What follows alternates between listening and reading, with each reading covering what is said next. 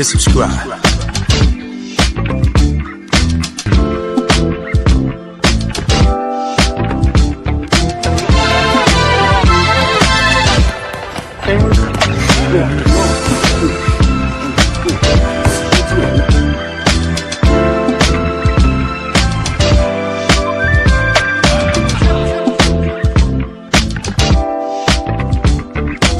Subscribe to my guy, Uncle D.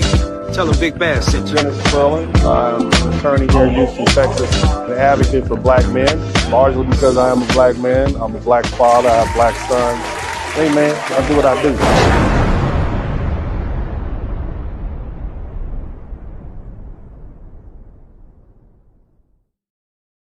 She washing collard green in the tub. She washing. She don't know that we don't trust. We don't trust her. She ain't even one of us. Not one of Washing us. green in the bathtub. Nah. She Indian, not one of us. Washing collard greens on the tub. Yeah. She washing collard green in the tub. She washing collard greens. She don't know that we don't trust. She ain't even one of us. Not one of us. Washing green in the bathtub. Yeah. She Indian, not one of us. Not one of us. Washing collard greens on the tub. I know how to make a mean collard greens. In fact, people used to ask me to make greens for them for Christmas. One year, I had so many that I had to wash that we ended up washing them in the bathtub. So I am not playing around. And I am not lying to you that I would make so many greens that I'd need to wash them in the bathtub. I'm telling you the truth. She washing collard greens in the tub. She washing. She don't know that we don't trust. We don't trust her. She ain't even one of us. Not one of washing us. green in the bathtub. Yeah. She Indian, not one of us. Not one washing of collard us. greens on the tub. Wash it with some dawn, let it flow. Put some dial on it, Dub butter soap. Give Doug a little dose, make it last. Collard green smelling just like ass. It's probably cause she get it from her mama. Not no FBA recipe, be honest. Sound like pretending you're an Indian. Cosplaying, you lying like you're innocent. TLC said, baby, no scrubs. Obama called us a bunch of thugs. But one thing about us I love, we ain't eat no greens from the tub. Hell no! She washing collard green in the tub. She washing. She don't know that we don't trust. We don't trust her. She ain't even one of us. Not one of washing us. green in the bathtub. Nah. She Indian, not one of us. Washing collard greens on the tub. She washing collard green in the tub. She washing collard greens. She don't know that we don't trust. She ain't even one of us. Not one of us. Washing green in the bathtub. She Indian, not one of us. Not one of us. Washing collard greens on the tub. Yeah. People wash their ass in the tub. Kamala Harris. You don't know black person, black woman to spell black man worth his salt cleaning them goddamn greens in the tub. The most you do is clean that kitchen sink out, put a plug at the bottom, and then wash them greens in there. That's what you Washing do. collard green in the tub. And then after you wash them the She don't first know that time, we then don't what you trust. do is you take the little She middle ain't even vein one out of them of and tear us. them off from each Washing side, green in the and then you bathtub. clean them again She Indian, not one with of your us. nasty Washing self. collard greens on That's the how I tub. know you're faking it. That's how I know you're faking. That's how I know you're faking it. I spent all day clean. You didn't spend no goddamn all day clean no goddamn greens. Stop lying to me. I clean greens my damn self. My grandma had a garden in the backyard. I had to pick them goddamn greens. It was right next to that peach tree that she would pull a damn switch off and whoop my ass when I was out. Matter of fact, she'd send me back there to get the goddamn peach tree switch, and I better not come back with a small one.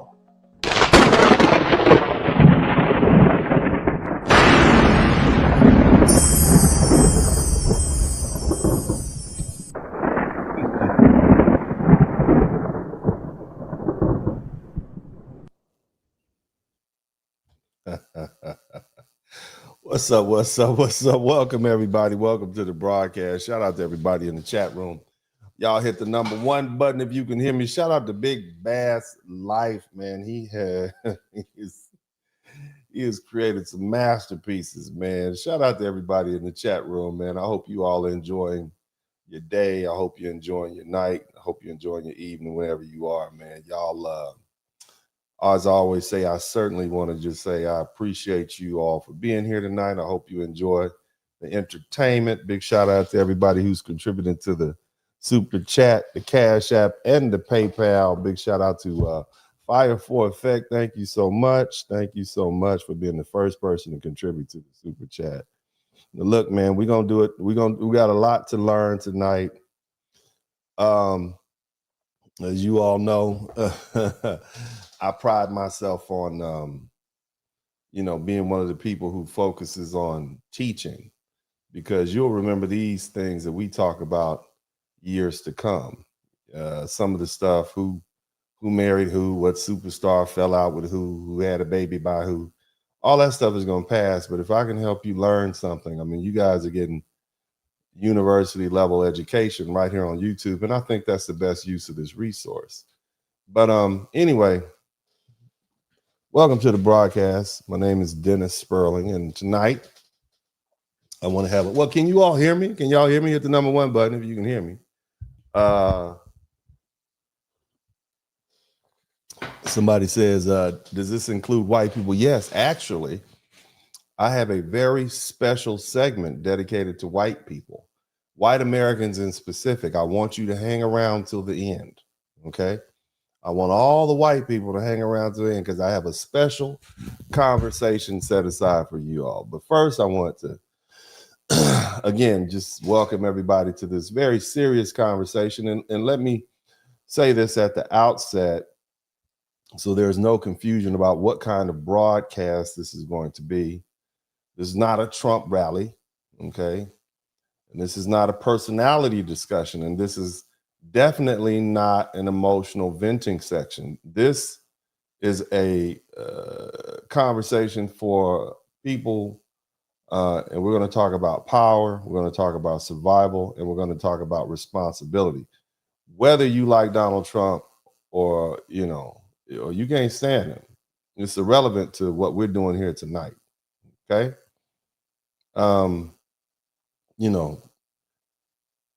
What we see is that we have global alliances that are cracking, and we have old continents that are dragging new nations toward old grudges, and where careless words and unserious criticism and public self-sabotage are getting people unalive. And in that environment, the president of the United States, whoever he is, cannot be treated like a punchline. Shout out to Urban Eagle. Now, you don't have to worship the man, and you don't even have to like his style. You might think he's a criminal. You might think he's one of them Epstein boys, okay? You might think he's a cheater, an adulterer, whatever, a womanizer. But you don't have to understand that to undermine the credibility of your own president in front of the world. And when you do that, it weakens you, not him. And that's why tonight I'm saying something that makes people uncomfortable. Stop running your mouth about the president. Yeah, I know you have the right to do it under the Constitution of the United States, First Amendment, and that's what makes our country great.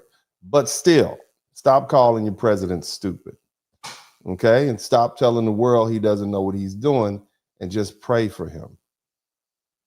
Not because he's perfect, not because he's polite, because instability always costs us first. See, Black communities know what happens when chaos hits. We know what happens when the drugs hit the town. We know what happens when we have to deal with inflation.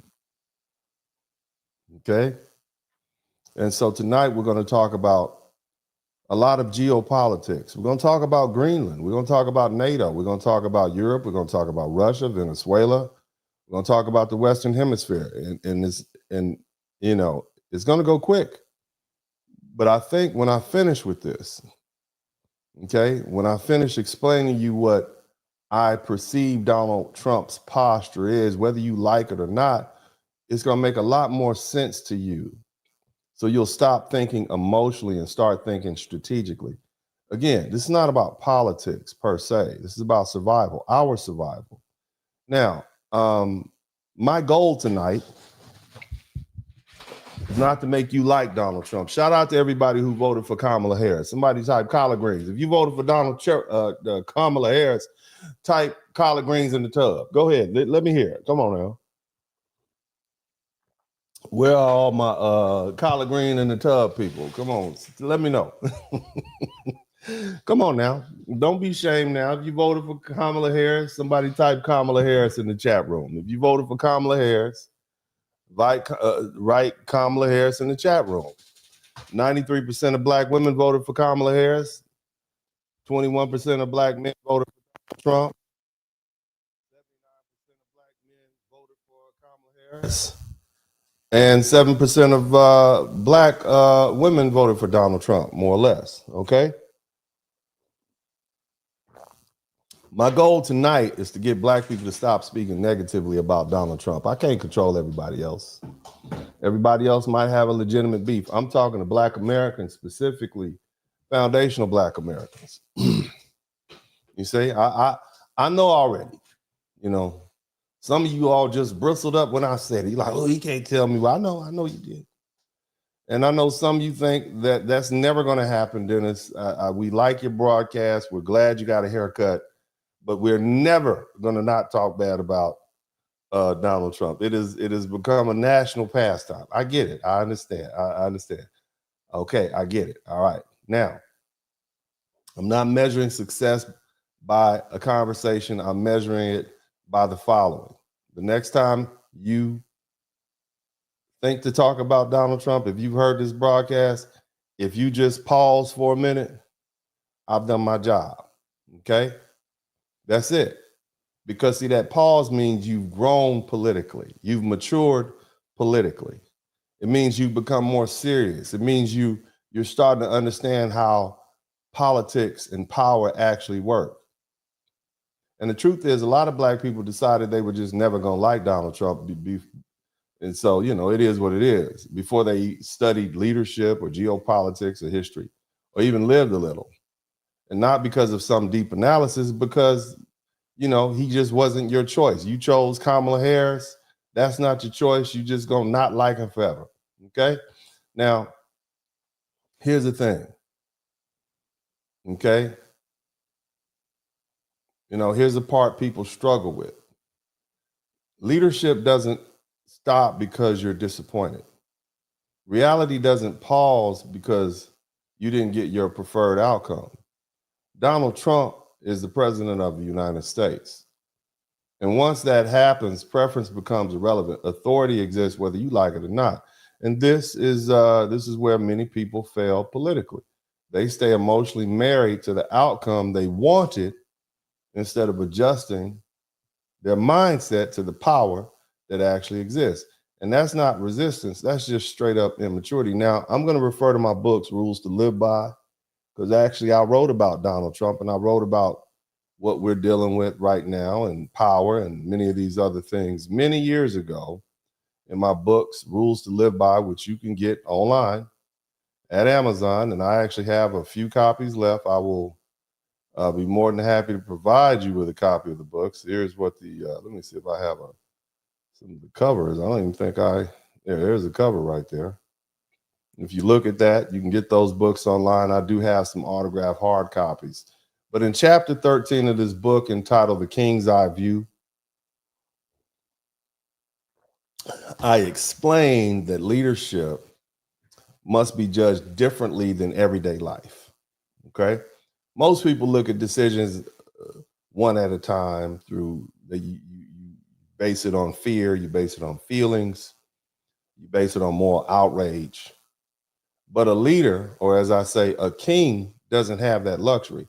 A king has to think about survival, about consequences, about what happens next, even when the decision looks harsh, even when it looks foolish, even when it looks wrong from the outside. And as I wrote in the book, when fear drives conclusion, injustice abounds. That's exactly what happens when political disappointment blocks people from understanding power. Okay, leaders don't get purity. They inherit responsibility. And from the king's eye view, somebody type king's eye view in the chat room. From the king's eye view, specifically, or speaking recklessly about a sitting president, especially by a people who suffer first and worst when governments destabilize, That's not wisdom. It's dangerous. And history is almost always kinder to a bold, decisive leader than to a cautious, careful one. I call them bold fools, and I call them wise cowards. And in my book, I talk extensively about George W. Bush, right? We call him reckless, we call him stupid, we call him dangerous, and we did that in real time. And today, many people look at him and say, you know, including black people, and speak about him a lot more generously, don't we? We don't really talk bad about him at all. I mean, we kind of, some of us are like, well, hell, some of you, a lot better than Trump, right? It's because he acted decisively and he carried the weight. Now, Barack Obama, we praised a historic, brilliant, and thoughtful leader. And today, many of the same people, I'm talking about my black brothers and sisters, we criticize him as being aloof, as being distant, as thinking he's arrogant even.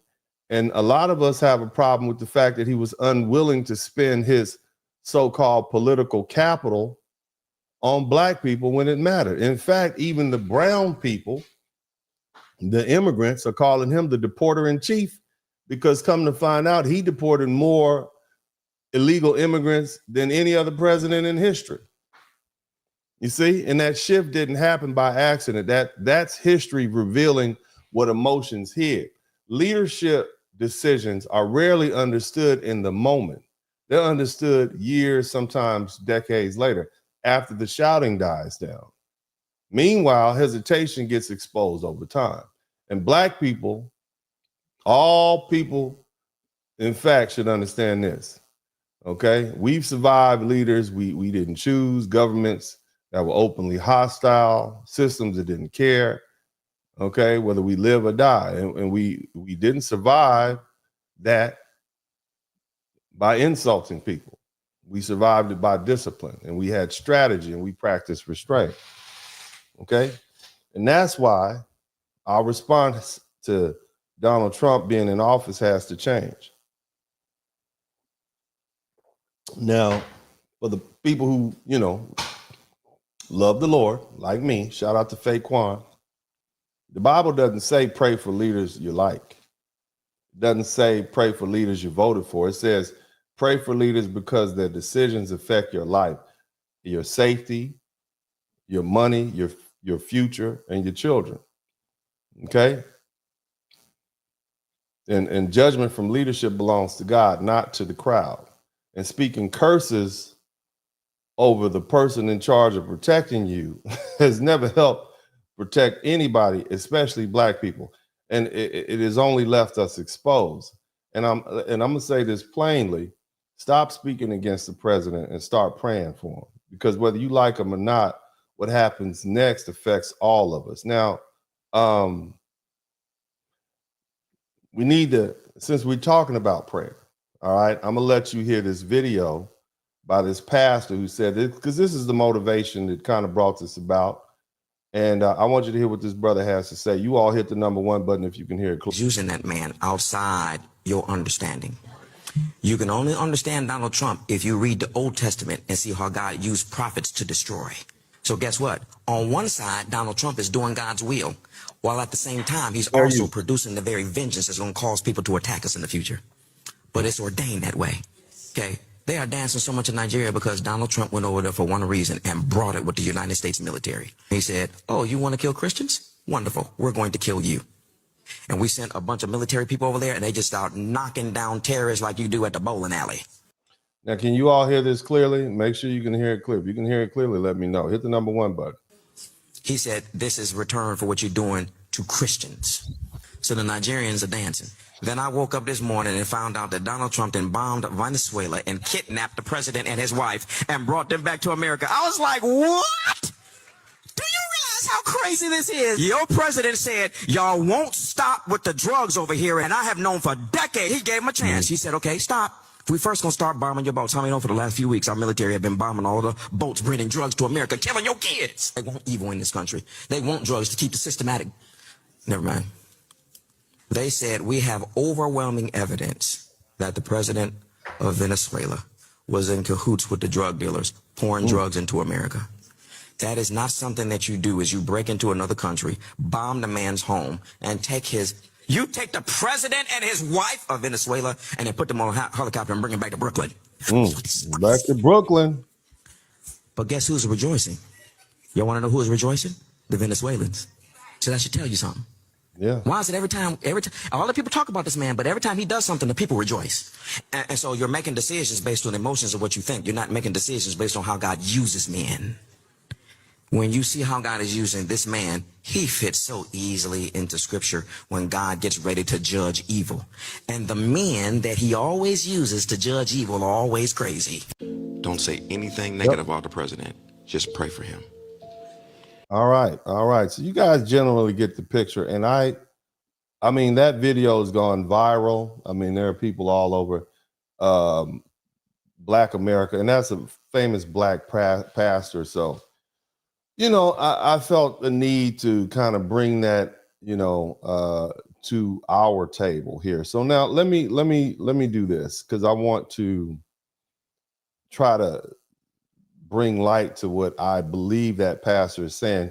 He basically said we need to pray for Donald Trump because God uses men like him outside of your understanding, our understanding. And the reason that so many people struggle with Donald Trump is because they're trying to understand him from their own New Testament perspective. That's what the pastor said, okay? Now, when you really need to, and then he also followed up and said, when you really need to read and understand him from the Old Testament, it begins to make sense. And so what I believe he's saying is that in the New Testament, and based on my studies of the New Testament focuses on individual salvation. It focuses on grace. It first focuses on mercy. It focuses on personal transformation through Jesus, okay? And the mistake that people make is trying to judge Donald Trump and national leadership and power with the framework meant for personal faith and redemption. By contrast, in the Old Testament, that Old Testament God, right? See, you see how God used men, he used prophets, he used kings to bring judgment. And when God gets ready to judge evil, the men he uses, they're wild and they're controversial and they're misunderstood, you know, and they're rude and they don't even fit well in polite society. They don't sound right. They don't act right. And to most people, they look crazy. And on one side, you know, Donald Trump is doing what lines up with God's will. On the other side, he's producing the kind of backlash and resentment that makes people angry and weary. But even that is part of the process. That's how judgment works. Judgment is not polite. And it never feels good while it's happening. And the problem is too many people are making decisions based on emotion, on how Donald Trump makes them feel and how offended they feel by his actions and the words he says. You see? And they're making decisions based on how, you know, but you're ignoring it. You're not making decisions based on how God actually uses men in history. Look, at what point, okay, look at the stories from places like Nigeria, and the pastor mentioned that. Okay, Christians were being slaughtered. Okay, even if you're not with the Christian thing, Black people, innocent people were being slaughtered. Okay, right? And so the United States stopped playing games. They applied that pressure. You see, people don't talk about that part. What about the people who were suffering at the time? Trump dropped a few missiles and everything got quiet. You see? You got a problem with him cracking down on leaders of countries that send drugs to our country? They allow their countries to be drug routes. You have a problem with him confronting those foreign leaders and sending a message You have a problem with him blowing up those drug boats? I'm just saying. Where was that? Where were those drugs headed? They were headed to Europe. They were headed to Chicago. They were headed to other inner cities. You see? Every time people talk about this man, every time pressure is applied, the people who have been suffering quietly are often the ones who are relieved. And that should tell you something. Again, God does not always use polite instruments to deal with evil. Okay? He uses unlikely men. He uses men people don't understand. And so I'm going to say it again. I'm not going to soften it. All right? Don't speak ill against the president. Just pray for him. Okay? Now, what I'm going to try to do is in the next part of this broadcast is help you understand what Donald Trump is doing and why the stakes are so high, because whether you like him or not, the decisions being made right now affect the entire nations. As citizens, we have to believe that our leaders are acting in the best interest of the country as a whole. You don't have to agree with every decision. You don't have to like the man. But just because you don't like him doesn't mean he's not your president. And it doesn't mean he's not making decisions aimed at protecting the nation or what's in the nation's best interest. And this is where faith and prayer come in. Not blind faith, but disciplined faith. And here's a practical reality for Black people, especially that we especially need to understand, okay? What benefits America benefits Black America. And what hurts America hurts Black America first. See, we don't live outside the system. We live inside of it. And when the nation weakens, we feel it immediately. And when the nation stabilizes, we benefit from it. I'm not putting myself in Donald Trump's place. I'm not the president. All I'm asking you all to consider is this. There may be another perspective you don't fully understand. And if you're willing to listen tonight, not emotionally, but thoughtfully, then the next part of this conversation will help you see why these decisions matter and why the consequences reach far beyond personality and politics. Now, before I get into that next conversation, I want you all to hear what I'm saying is real. There's a lot of people who have a lot to say about the president. And I'm going to let you guys hear what the people have to say.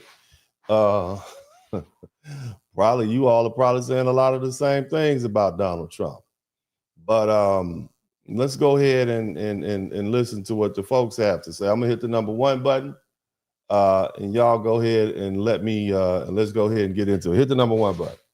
Is loving what's happening in America right now. It's pure schadenfreude. You know, that feeling you get when a billionaire's rocket explodes. See, America thought Europe liked them, but they just wanted them for their muscle. It's like when the sugar daddy thinks that the hot 20-year-old actually fancies him. When America finally implodes because Trump accidentally nukes New Orleans because he thought it was free. All right, what this woman is basically saying is that Europe doesn't like Americans. Okay, and I think many of us who know, we know that anyway, but this is as if it's some sort of big new idea. I guess they assume we're supposed to want Europe to like us. All right. So let's keep going. France, Europe is going to throw the biggest party. Germany will organize it. France will do the wine. Italy, the food. Switzerland will make sure everyone turns up on time. Sweden will bring the girls and the boys. The Netherlands, the drugs. There'll be some Spanish guy on guitar going, "Why are you starting so early?" You invite the Austrians, even if you don't want to. Andorra will be in the corner, and everybody will be going, "Who's that?"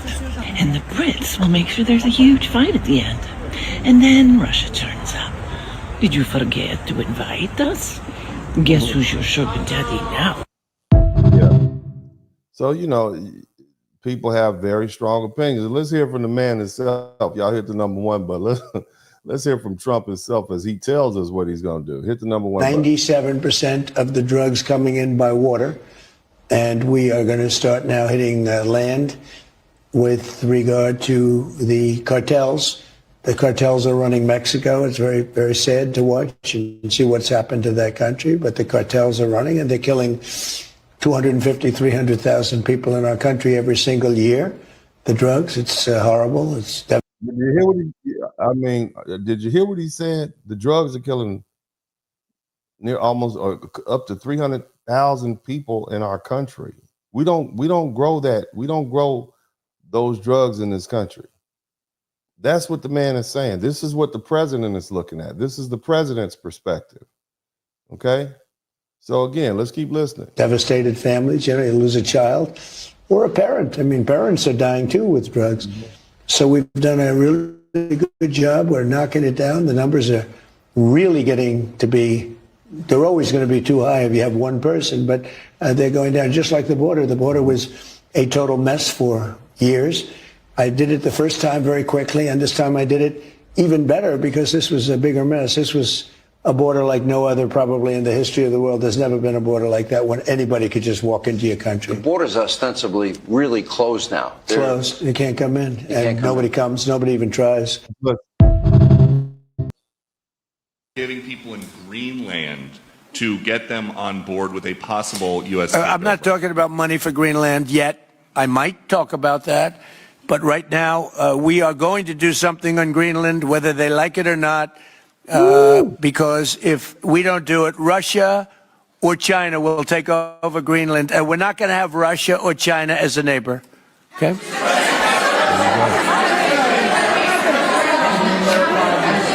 I would like to make a deal, the easy way, but if we don't do it the easy way, we're going to do it the hard way.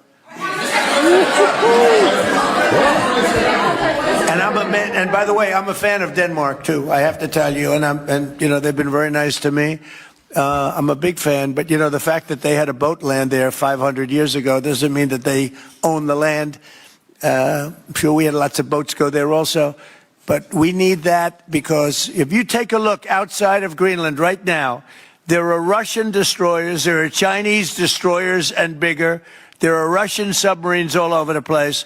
We're not going to have Russia or China occupy Greenland, and that's what they're going to do if we don't. So we're going to be doing something with Greenland, either the nice way or the more difficult way. Okay, so my question is, family, are you all listening to what the president is saying? And if you are listening, is it that you just don't believe that he's telling you the truth, that there are Russian destroyers and submarines off the coast of Greenland? Is that not read? Do you all think that's a good thing? I mean, I don't think it's a good thing. Let's keep listening. Please, go ahead, ma'am. Mr. President, why is it so important to you to own it when you have a military presence there, which you could expand to affect the security? Because when we own it, we defend it. You don't defend leases the same way. You have to. What did he say? Huh? Let's hear that again. The reason we want to own it is why? Let's listen. Because when we own it, we defend it. Oh, okay. You don't defend leases the same way. You have to own it. And with a nation, look at what happened with Obama, with that horrible deal they made with Iran. It was a short-term deal. It was like a 9-year deal. Countries can't make 9-year deals or even 100-year deals. Countries have to have ownership. And you defend ownership, you don't defend leases. And we'll have to defend Greenland. If we don't do it, China or Russia will. It's not going to happen. We are not going to have, and I like China, I like Russia, I love the people of China, I love the people of Russia. I get along very well with President Putin, but I'm very disappointed in him. I get along very well with President Xi. I'm going to go over to China in April, but I don't want them as a neighbor in Greenland. Not going to happen. And how many of you all want to live next to your enemies? Everybody who wants to live next door to their enemy, get it. They might be down the street, but do you really want them to have close proximity to your house? I'm just saying, I'm trying to lay it down here where the cows can eat it. And by the way, and NATO's got to understand that. I'm all for NATO. I saved NATO. If it weren't for me, you wouldn't have a NATO right now. But we're not going to allow Russia or China to occupy Greenland, and that's what's going to happen if we don't. There we go. So he said that part, right? And I see the temperatures rising in the chat room. Everyone is heated. We have a lot of angry people in here. I get it. Yes, I know. This is how you see Donald Trump right here. On December 10th. We're going to keep it. We're keeping it. Where's it? Are we going to sell it or put it in the strategic? Maybe we'll sell it. Maybe we'll keep it. Maybe we'll use it in the strategic reserves. We're keeping it. We're keeping the ships also. Yeah, please. All right, let's keep listening to what the people have to say about Donald Trump. These are let's see here. We got I find it interesting. You got a lot of people who just say horrible things about President Trump. And again, I'm not really concerned necessarily about your politics at this point. I just want you to let's address, what actually is really going on. Now, these is one of these people that have negative things to say about Trump, and I'm gonna let him play. Go ahead, hit the number 1 button. Just sent the Wagner group to Venezuela. Hey, Marine. Yagatubati Church comrade. You ready? This is a very odd take. And so this is a guy that you have a lot of Americans who are literally rooting against the American interests. It's like you want our military servicemen to be harmed by people who are enemies. Think about what you're saying. You want other Americans and their children to have to suffer the loss because their servicemen were harmed by our enemies. Think about that. We'll let this fella talk. Having like a smugness or an arrogance about the idea that your fellow countrymen may die in war. Maybe I'm misreading it, but it seems like you're almost relishing the idea to prove a point. But that being said, it's also wrong. The United States Marine Corps is ready to meet any strategic threat in the world if it is pointed at it by the leadership of the United States. Marines will, if they are told to solve a problem, they will slit your throat and drink your blood in front of your family. Okay? Like, it's not even funny. And what happened in Venezuela, granted, there weren't Marines involved in that, but what happened in Venezuela, regardless of how you feel about it, like legally or morally, it was a showcase of just exceptional U.S. military prowess. The sheer complexity of that operation is absolutely mind-boggling. And then the operation itself took less time than probably any of the meetings that took place to plan for it. The U.S. destroyed defense systems, air defense systems, with air assets in like 20 minutes. It seems like we frequently forget, like internationally, what the United States is capable of, and then the United States does something and everybody's like, oh wow, they're really good at military. Oh yeah. Like, yeah, we're very good at military. Very much so. We weren't for the first like 100 to 150 years of our nation's history. I mean, that's probably that figure's probably off, but it's somewhere around there, I think. And it was primarily because we sucked at logistics. And then we got the logistics dialed in, and we are now capable of things that no other country is on Earth. Even if you look at history, what the U.S. is capable of in comparison to other countries is like insane. Mm-hmm. Like, it's nuts. You do not want the United States Marines or any of the United States military going anywhere to solve a problem, because it's gotten really bad if it's gotten to that point. The United States has to steward its power correctly. And some people are going to say exactly what happened to Maduro is being a good steward of that power. And some people are going to say showing restraint would have been a good way to steward that power.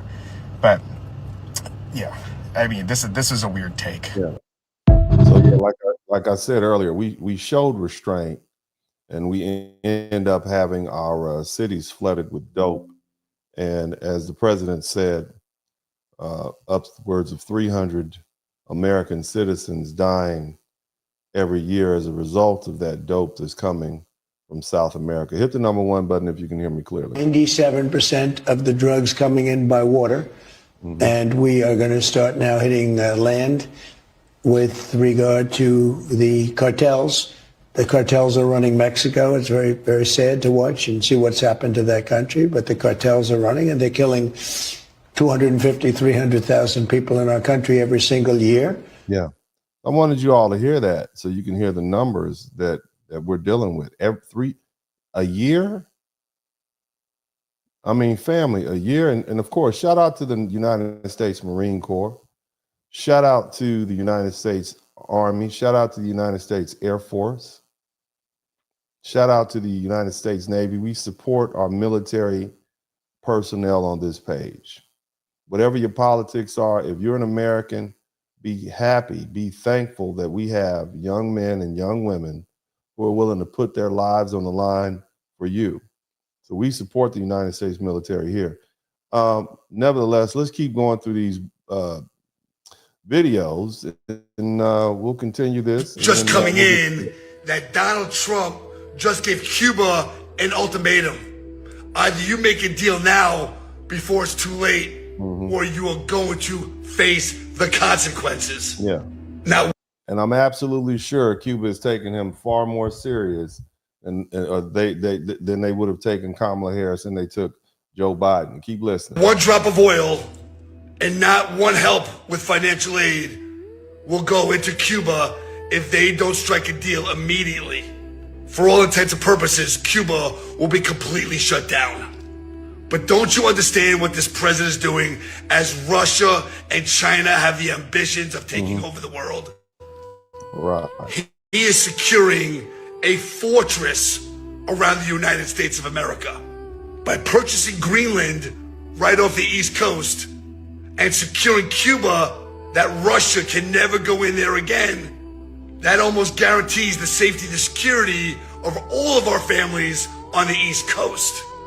But did you see what Donald Trump said the other Let's go ahead. day?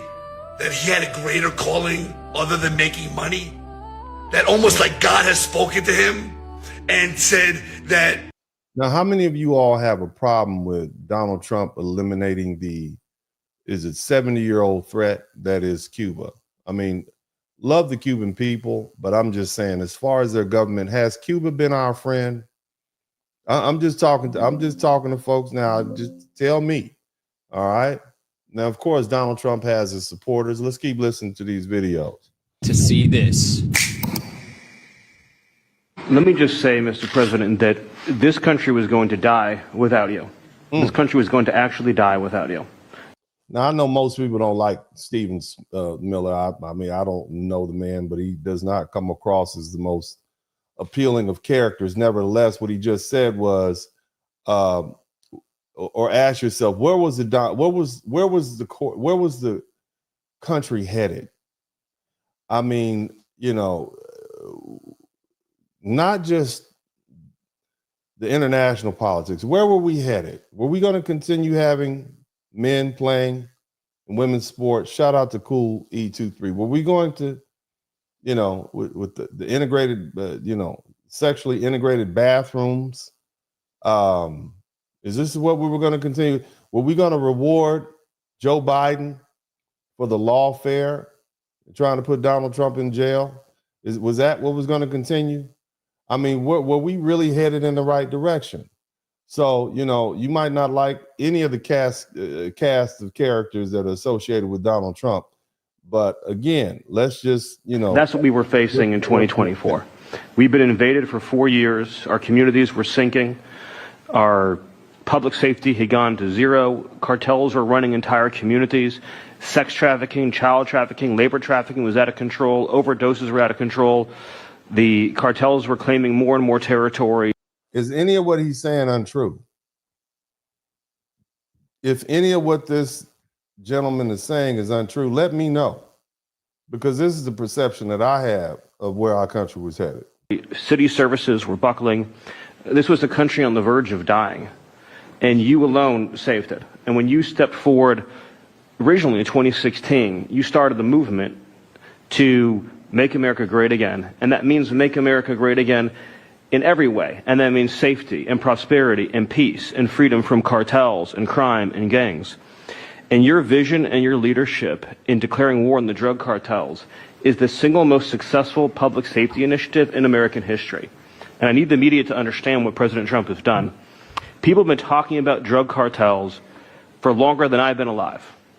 And everyone has just taken for granted that they can't be touched or stopped. They're too big, they're too powerful, they're too evil, they're too murderous. They can operate with impunity. And in just 9 months, President Trump is the only American leader, not just in our lifetimes, but ever, to actually take the fight to the drug cartels, to actually seek their eradication.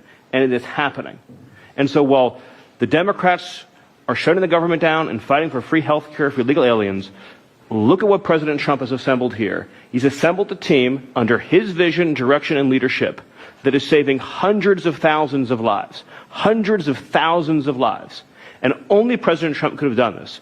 And I will say one last thing, which is that his courage has been an inspiration to everyone else in this room. All right, so you get the point that that gentleman is attempting to make. And again, it doesn't matter to me what happened as far as the what led up to this. At this point, Donald Trump is the president of the United States. Hit the number 1 button if you can hear me clearly. Publicly repent for all the stuff that I said about Donald Trump, because after watching this video, I believe this pastor is right. Don't say anything negative about the president. Just pray for him. Because God is using that man outside your understanding. You can only understand Donald Trump if you read the Old Testament and see how God used prophets to destroy. So guess what? On one side, Donald Trump is doing God's will, while at the same time, he's also producing the very vengeance that's going to cause people to attack us in the future. But it's ordained that way. Okay? They are dancing so much in Nigeria because Donald Trump went over there for one reason and brought it with the United States military. He said, oh, you want to kill Christians? Wonderful. We're going to kill you. All right, so we saw this already, so I'm going to get back to this conversation here. The wise, and that we need to prepare and build, and that Trump was like the last trumpet. Trump is loud. He's brash, but he's saying a lot of things that the church has failed to say. Pastors have been too cowardly to say that there's only 2 genders. Yeah, Trump broke the view.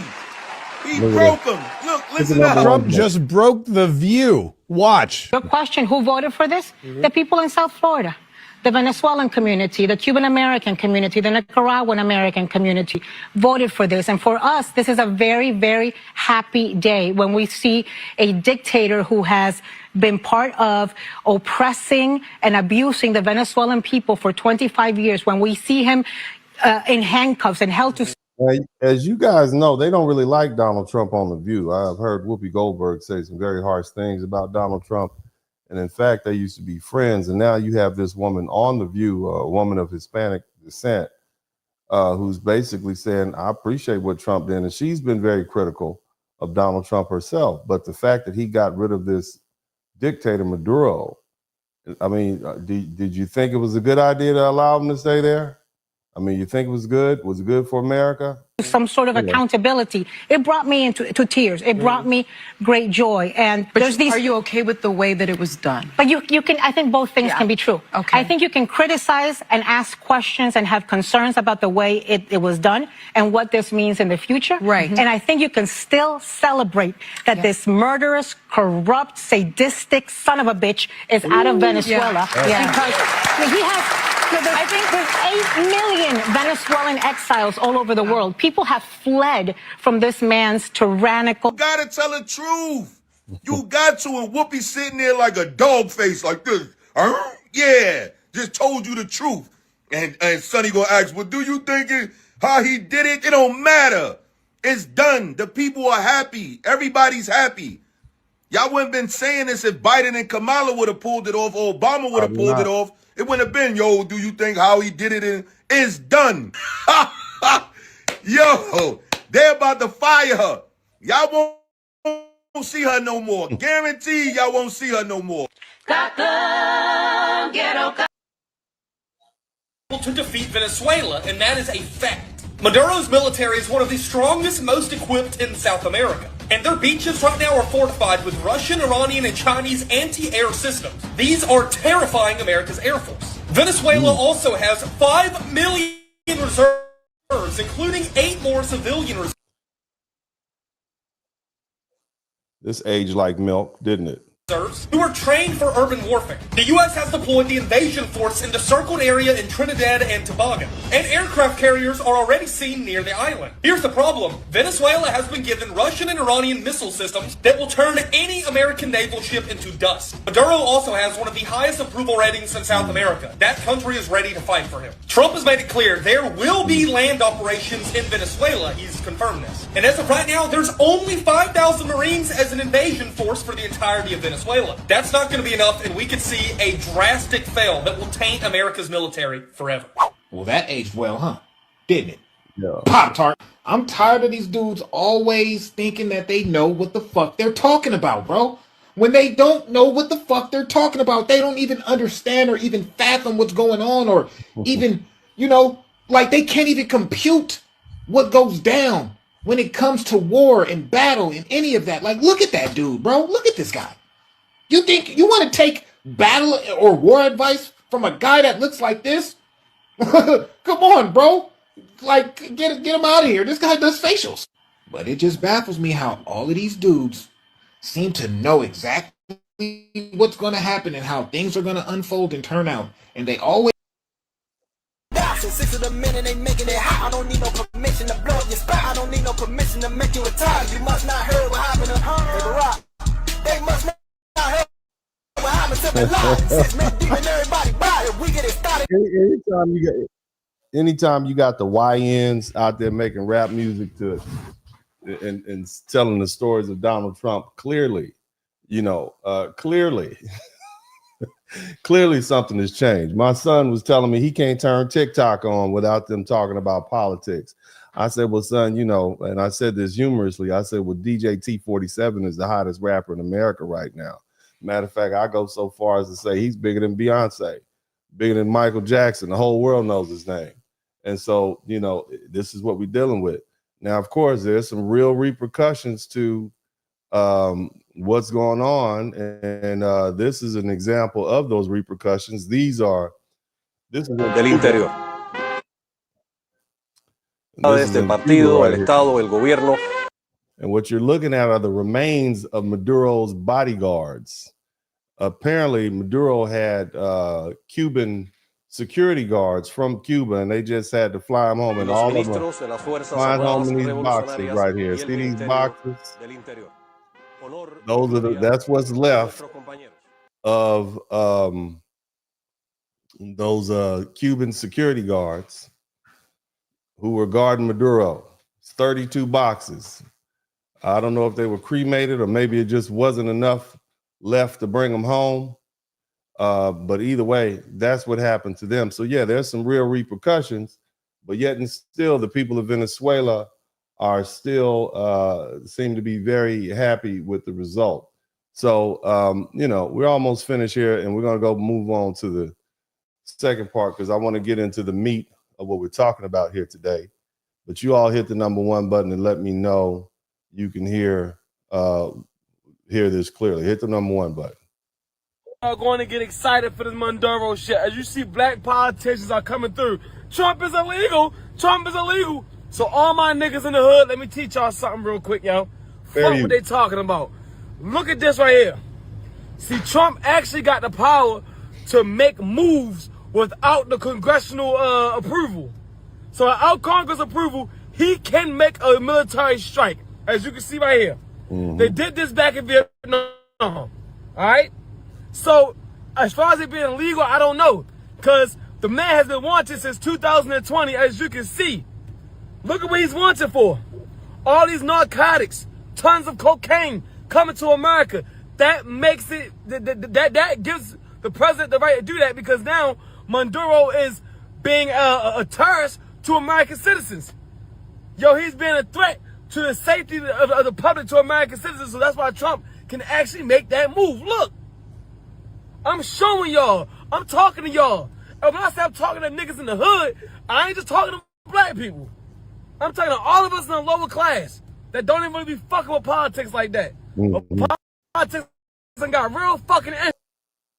Sure, China and Russia are not happy at all that Trump has taken over, invaded, and going to run the whole country, whereby he's going to have access to huge amounts of oil. Where does China get its oil from? Gets it from Venezuela. It is in partnership, collaboration with Venezuela. So Trump has done an amazing chess move. And what he's done, he has now checkmated China on delivery of oil. Well, how about that? I mean, you know, sounds like he's doing what's in our best interest. Let's keep listening. Hit the #1 button if you can hear me clearly. The kingdom is in talks to send troops to Greenland to protect against the United States. So what you all may not know is that Trump has been asking Europe to send troops to Greenland for a while now, and they refuse to do it. And now all of a sudden, for some amazing reason, now they're deciding to send the very same troops to Europe, from Europe to guard Greenland that he wanted there in the first place. But it took him threatening to invade Greenland for them to do that. Isn't that peculiar? I have never thought I would have to say that in my life. So I'm going to take you through a series of events that will happen if the United States invades Greenland, and I hope this changes a lot of people's minds about whether to do it or not. Day 0 of invasion, the U.S. military attacks from 3 different sides. Greenland is a large ice country, so the very first step would be to find the populated centers and seize government buildings. I think there's only like 50,000 people in Greenland. Is there like 50,000 people in Greenland? We could fill up Foxborough Stadium, and we'd have more people in Foxborough Stadium than they have in Greenland, just so you know. Any resistance from the island, including from British troops, would be met with total destruction. NATO shatters, and suddenly NATO would shatter if the United States stopped funding it. So, and is NATO shattering really a bad thing? And I'm going to challenge you all with that, because we're going to get to it. NATO was brought about because Europe kept getting into wars, and they needed some agreements between European countries that if they were attacked, that other European countries would agree to help.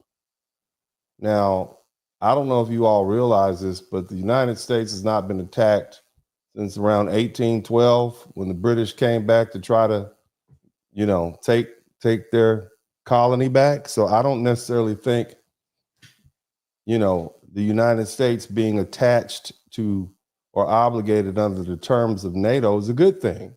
That's something we'll deal with a little bit later. So if NATO shatters, is that really a bad thing for the United States of America?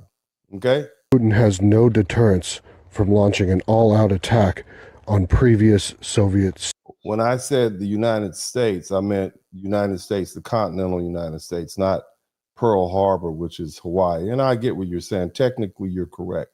But I meant the United States, the continental United States. But thank you so much, Vince, for that correction. States. Launching an attack on Greenland seems like it would be a terrible idea, since the U.S. already has an agreement with Greenland to be able to use their mineral rights and to be able to build a military base on that land anytime they want. I think this has more to do with Arctic supremacy and countering Russia and China more, but again, than the mineral rights itself. Yeah, I would agree with that. So, I got a couple more videos, and then we're going to proceed forward, and we're going to there's this video, this young lady, I think she's a popular TikToker. She's talking about the United States. He's talking about, this young lady is talking about the United States military seizing a tanker full of oil with a Russian flag on it, and Putin didn't do anything. Not that we know of. Let's keep listening. High altitude, low opening, special fucking forces into the Russian fucking ship. Fair use. He took it. When the motherfucking Russians were taking the opportunity. Family friendly. Somebody type family friendly. Language. Language, ma'am. Language. Opportunity of sending a warship and a naval fleet. They even painted the side of the damn ship with a Russian flag, thinking that Donald Trump would leave them alone. Nope. Because they're friends, right? No, Russia and America are not friends. We're not friends. We are not friends, ma'am. We are definitely not friends. We have not been since the end of World War II, when we split Germany up, east and west. So we're not friends, ma'am. Fuck! I've already cried. I literally cried on live. I cried. I cried. You're crying because we got some oil, some free oil. How much are you paying for gas? Because I'm cool with the free oil, ma'am. But go ahead. Because what? You kidnapped the Venezuelan president and his wife, and then unalived 80 people, 32. Well, he had a warrant. He had a warrant for his arrest. So is it kidnapping or arrest? But go ahead. Two of them happen to be Cubano. And then you took the opportunity of threatening Mexico, Cuba, Colombia, and Greenland, scattering all of Europe. And Mexico and Colombia are part of, an extensive drug cartel. Narco traffic is coming up here and killing hundreds of thousands of Americans with, bad drugs. Somebody type bad drugs in the chat room. And so I think that's what the threat was about, ma'am. And then for some reason, you better watch Britain, Europe. I'm telling you right now, because Britain flew alongside with us for this operation with Russia. Yeah, because Russia and Britain don't like each other. They are teetering on war. In fact, the longtime former advisor to Putin was on Tucker Carlson's broadcast and basically said that, they expect within a couple of years that they want to shoot some nukes off at European countries, and his first choice is England. So they don't really like each other. And that's another reason why we are trying to walk away from NATO, because we want to mind our American business. We want to stay on our side of the hemisphere and let those angry, short, skinny Europeans work out their own issues. Okay, we want to hold on to our guns and Bibles and apple pie and kind of mind our business. We're cool with our pickup trucks. We're good. Okay. They might be doing the same shit they was doing with Germany under the Anglo-German Fellowship of 1935, playing both sides. But we scrambled. NATO got scrambled. They all condemned our actions, said we violated international law. But Britain sent their fighter jets with us to go and go on to that Russian tanker today. That Russian tanker has been followed for the last 2 weeks, from the Coast Guard to Special Forces. Yes, because we wanted to get the oil, and we don't want Russia to continue to have oil to, turn into gasoline and other fuel, so that they can continue their war against Ukraine. We're kind of tired of that, ma'am. I mean, that's what sanctions do. Don't try to sneak your oil, from Venezuela, to the Black Sea. We know what you're doing. Okay, we know it. We have satellites we see. Again, Russia is not our friend, ma'am. Russia is not our friend. Let's keep going. Special Forces. You switched from the Coast Guard to Special Forces. Okay, so you knew that wasn't our ship. You knew we had no business over there, because you sent the top fucking dogs in order to exterminate. Russia warned us 3 times. He said last June he will unalive all Brits if it comes down to it. He said last September he don't mind dropping a nuke on the United States of America if he got to. Well, I mean, that would guarantee mutual annihilation, ma'am. So I don't think, maybe he's just talking. I'm just saying. You talk about Putin, maybe he's just talking. Maybe it's like a negotiation technique. Maybe he's being loud and boisterous and, threatening, and that's how he gets what he wants. He says mean, nasty things, and somehow the world just capitulates. You know, maybe we're missing something here. You know, Putin is talking loud and making threats, and you know, people are just letting him. You know, he invaded Crimea and Ukraine, and you know, I don't know. Maybe it's a negotiation technique. Maybe, I don't know. Maybe it's something you don't know and I don't know that Putin as a leader of a superpower would know. Maybe our own president might have gone to that same class and taken that class on, you know, geopolitical negotiations. I'm not sure. You tell me. I wouldn't know. I'm sure you know. Mostly, this is an ex-KGB member. This man is an assassin. So he's mean. That's what you're saying. He's mean. So maybe because he's mean, maybe just talking to him nice and say, hey, Putin, please don't, you know, import the sanctioned oil to, you know, from Venezuela, because that's not nice. You know, I mean, you're not being nice, Putin. You know, you're kind of being rude. Like, we have these sanctions on Venezuela and you're, you know, taking oil from them, and that's not cool. So stop that, please. You know, it's not cool. Maybe that didn't work, like talking to him, because he's mean. Like you said, he's an ex-KGB assassin. He's probably a mean guy. So how do you talk to mean people? Maybe you suggest we talk nice to him. Maybe send him a letter. We'll send him a stern letter. Maybe that'll work. Maybe you should tell Donald Trump, you should send him an email. I mean, you go to his social media page and just suggest to him maybe he should, you know, ask nicer next time. You know, maybe that's what the same man who currently built a military base in Nicaragua on June 11th of 2022.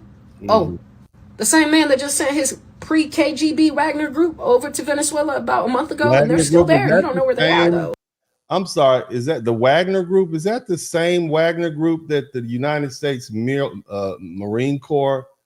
You know, I think we did put quite a smiting on them. The same Wagner group that you're bragging on. Where are my Marines? Are there any United States Marines in here? Have you all heard of the Wagner group? Because I recall a story where the Wagner group tried, as we used to say, they tried it with the United States Marine Corps and it didn't work out that well.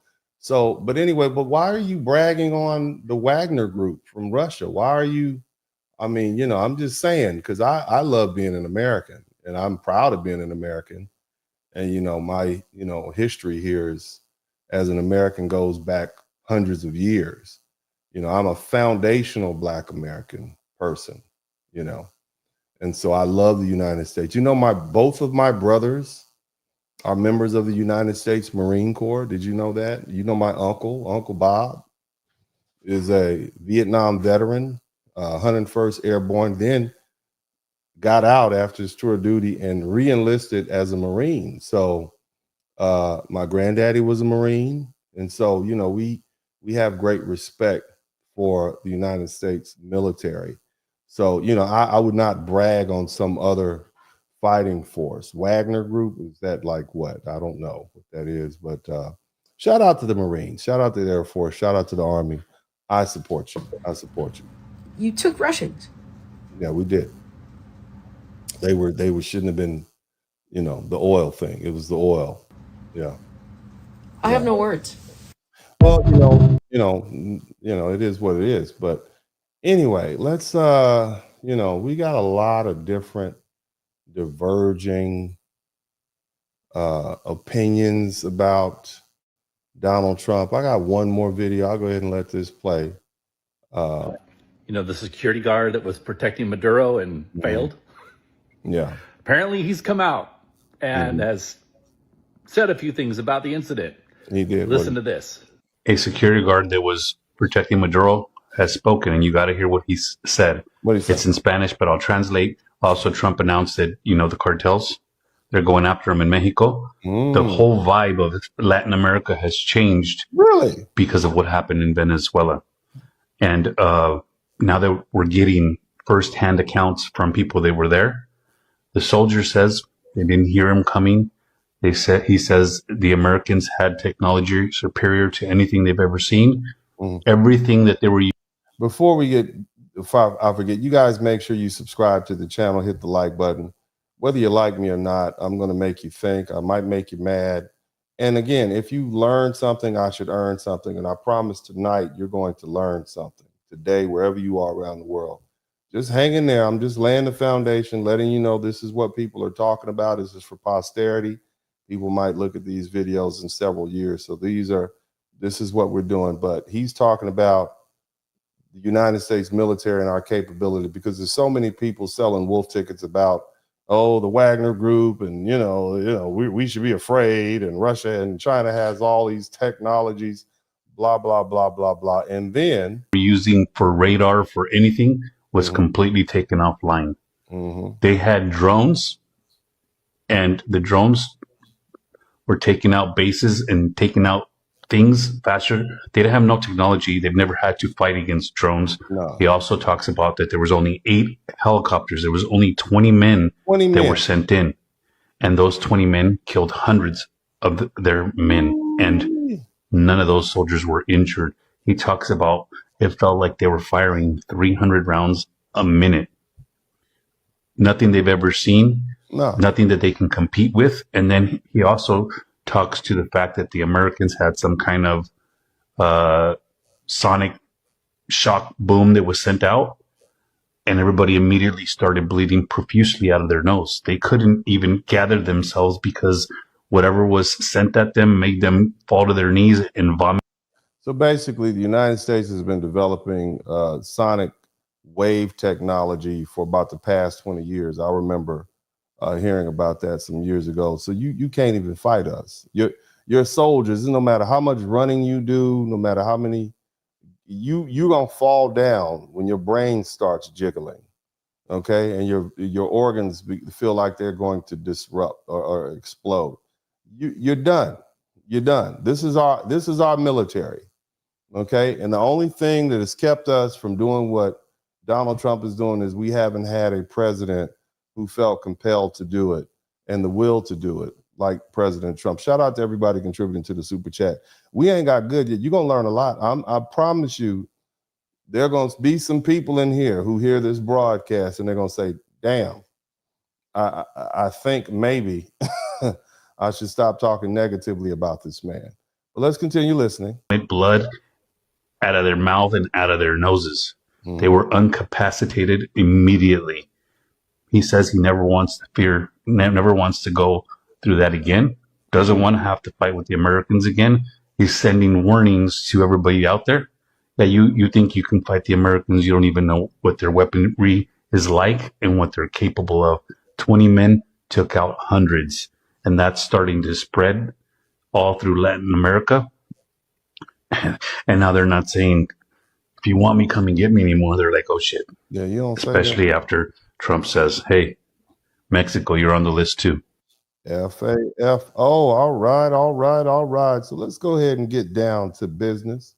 Please, again, family, like I always say, if you want to, if you like what I'm doing here, make sure you hit the subscribe button. Now let's get down to it. Why is Greenland all of a sudden a story? Because you remember a couple of years back, people were laughing. Greenland, everybody was laughing, right? And now they're not laughing anymore, are they? Nobody's laughing. You thought it was a joke. You thought this is some delirious 70-something-year-old man talking crazy. Okay, and here's the thing. When people hear Trump talk about Greenland, people, that already don't like America, or just don't like Donald Trump, including many of you listening to this broadcast right now, many of you in your comments, especially my Black American brothers and sisters, not all of y'all, but it's some Black folk out there. You immediately assume that the United States is just trying to bully somebody and take land and steal resources, right? And that's the story many of our folks and plenty of others already tell themselves when it comes to America. Many of you all believe that my country is evil. You believe America's evil, like other countries aren't evil. You don't think China's evil? You don't think Russia did some evil stuff? Do you know who Stalin is? You don't think Germany's done some evil stuff? Really? Now, anyway, to be fair, based on our country's history, that story is true in some respects. However, if you're serious about understanding power, you have to admit something, and this is basic stuff. Major countries focus on geography, access, resources, and security. And that's how the world actually works, whether you like it or not. And when President Trump talks about something like taking Greenland, he's operating with national security briefings and military assessments that the public typically never sees in full. That doesn't not mean every word out of his mouth is perfect. We know the man says crazy stuff. Okay, like I said before, we know DJT47 says crazy, rude, mean, nasty things, and you're not required to like his style, his tone, or his delivery. But you are required to be careful about assuming you understand the full picture from a headline, especially with limited information. And see, there's levels to this, okay? There's levels to this. And so when Trump says Greenland is critical to the U.S. security and keeps raising Russia and China, you know, people hear arrogance. What they should hear is that he's talking about strategic access in the Arctic and the North Atlantic and an area that the U.S. military and NATO have treated as vital for decades. Now, I'm gonna strip this down, and I know we got some geopolitical gurus in here, and I don't want to make anybody mad, okay? But I want to be able to help people who don't know. Now, I'm gonna put up a quick picture of the North Atlantic. All right. I'm going to put this up because I want you guys to check it out so we can kind of know what we're talking about. All right, y'all hit the number 1 button if you can see this clearly. Hopefully, let's see here. I'm going to do my very best to, let me see here. All right. Let me know if you guys can see that. Can you see that? Is it big enough for you? Let me make it a little bigger. Oh, no. Okay. So this is the North Atlantic right here. This is for everybody. This is, oh no. Oh my God, I messed that up. Hold on a minute. Let me try that again. Let me know if you can see this. All right, I will try to keep this screen up. Oh no. I keep messing it up, guys. I'll try one more time. I'll just leave it like that. Okay, so this is Washington, D.C. right here where this arrow is. This general area is considered the North Atlantic. Now, if you hop skip over here, this is Russia. This is Europe. All right, this is Spain here. This is Dublin. This is what we call the UK. This is Denmark. This is where the Vikings are from. Okay, so the North Atlantic, you know, and the Arctic, all of this is trending, and they are. Here's the thing: Greenland sits along the shortest route between North America and Eurasia. When they say Eurasia, they're talking about Europe/Asia. You know, Europe is like this butt end of, you know, the Asian continent, but they just separated because for whatever reason. But the bottom line is the quickest path from, and if you follow this little hand icon, the quickest path from Russia to North America is straight down the Norwegian Sea, the Greenland Sea, Norwegian Sea into the North Atlantic. Okay, so Greenland is right here. Okay, and so this is a maritime corridor. Okay, and that's why the United States maintains a space base. They used to call it Thule Air Base. I don't know what they call it now, but it's in northwestern Greenland. And that base supports missile warning and missile defense and surveillance. And in plain language, it helps detect threats early, and it helps us maintain awareness in the region. And this Arctic competition that we're having with China and Russia is not imaginary. Russia has invested heavily in its Arctic military posture for years. And China, even though it's not considered an Arctic nation, has openly described itself as a quote unquote near Arctic state.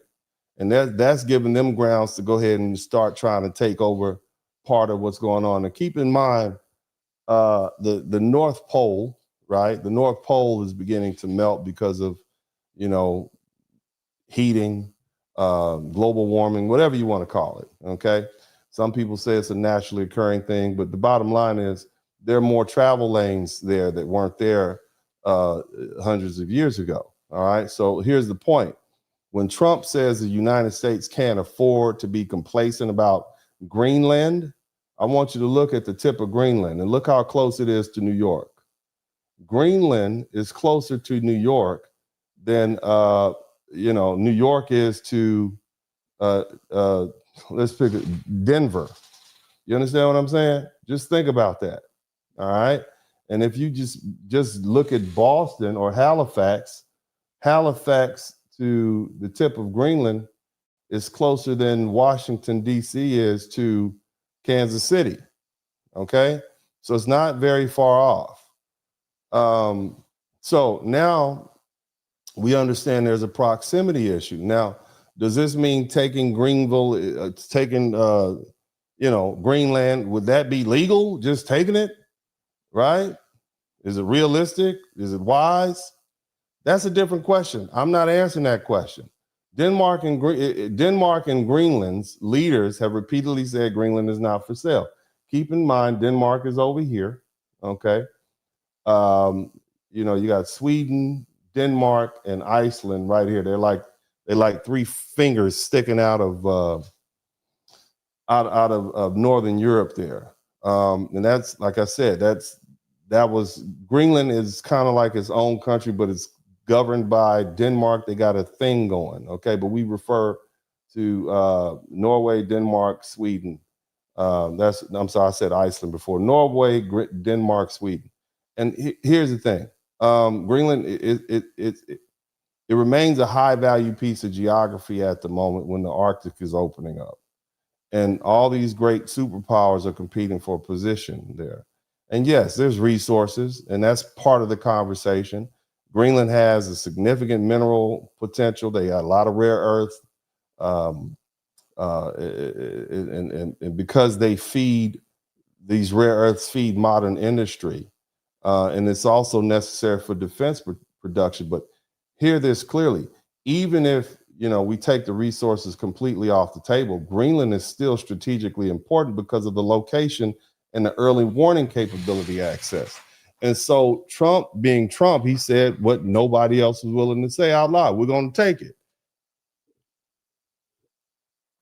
Now, President Trump has repeatedly emphasized publicly that the United States needs Greenland for national security, and he linked it to NATO and the allied burden sharing concerns. In other words, you guys got to help, pay for this, right? And in January this year, he doubled down and he said openly that the U.S. is going to have to secure Greenland to counter Russian and Chinese influence. And following that escalation, guess what happened? Right? They believe Trump now, right? What happened after he said we're going to take Greenland? Right? Now, he just told them we need y'all to secure this. And the minute he said we're going to take it, guess what happened? Several European so-called allies, including France, Germany, and Sweden and Norway, announced that they were going to go ahead and send troops over there. That's what they said.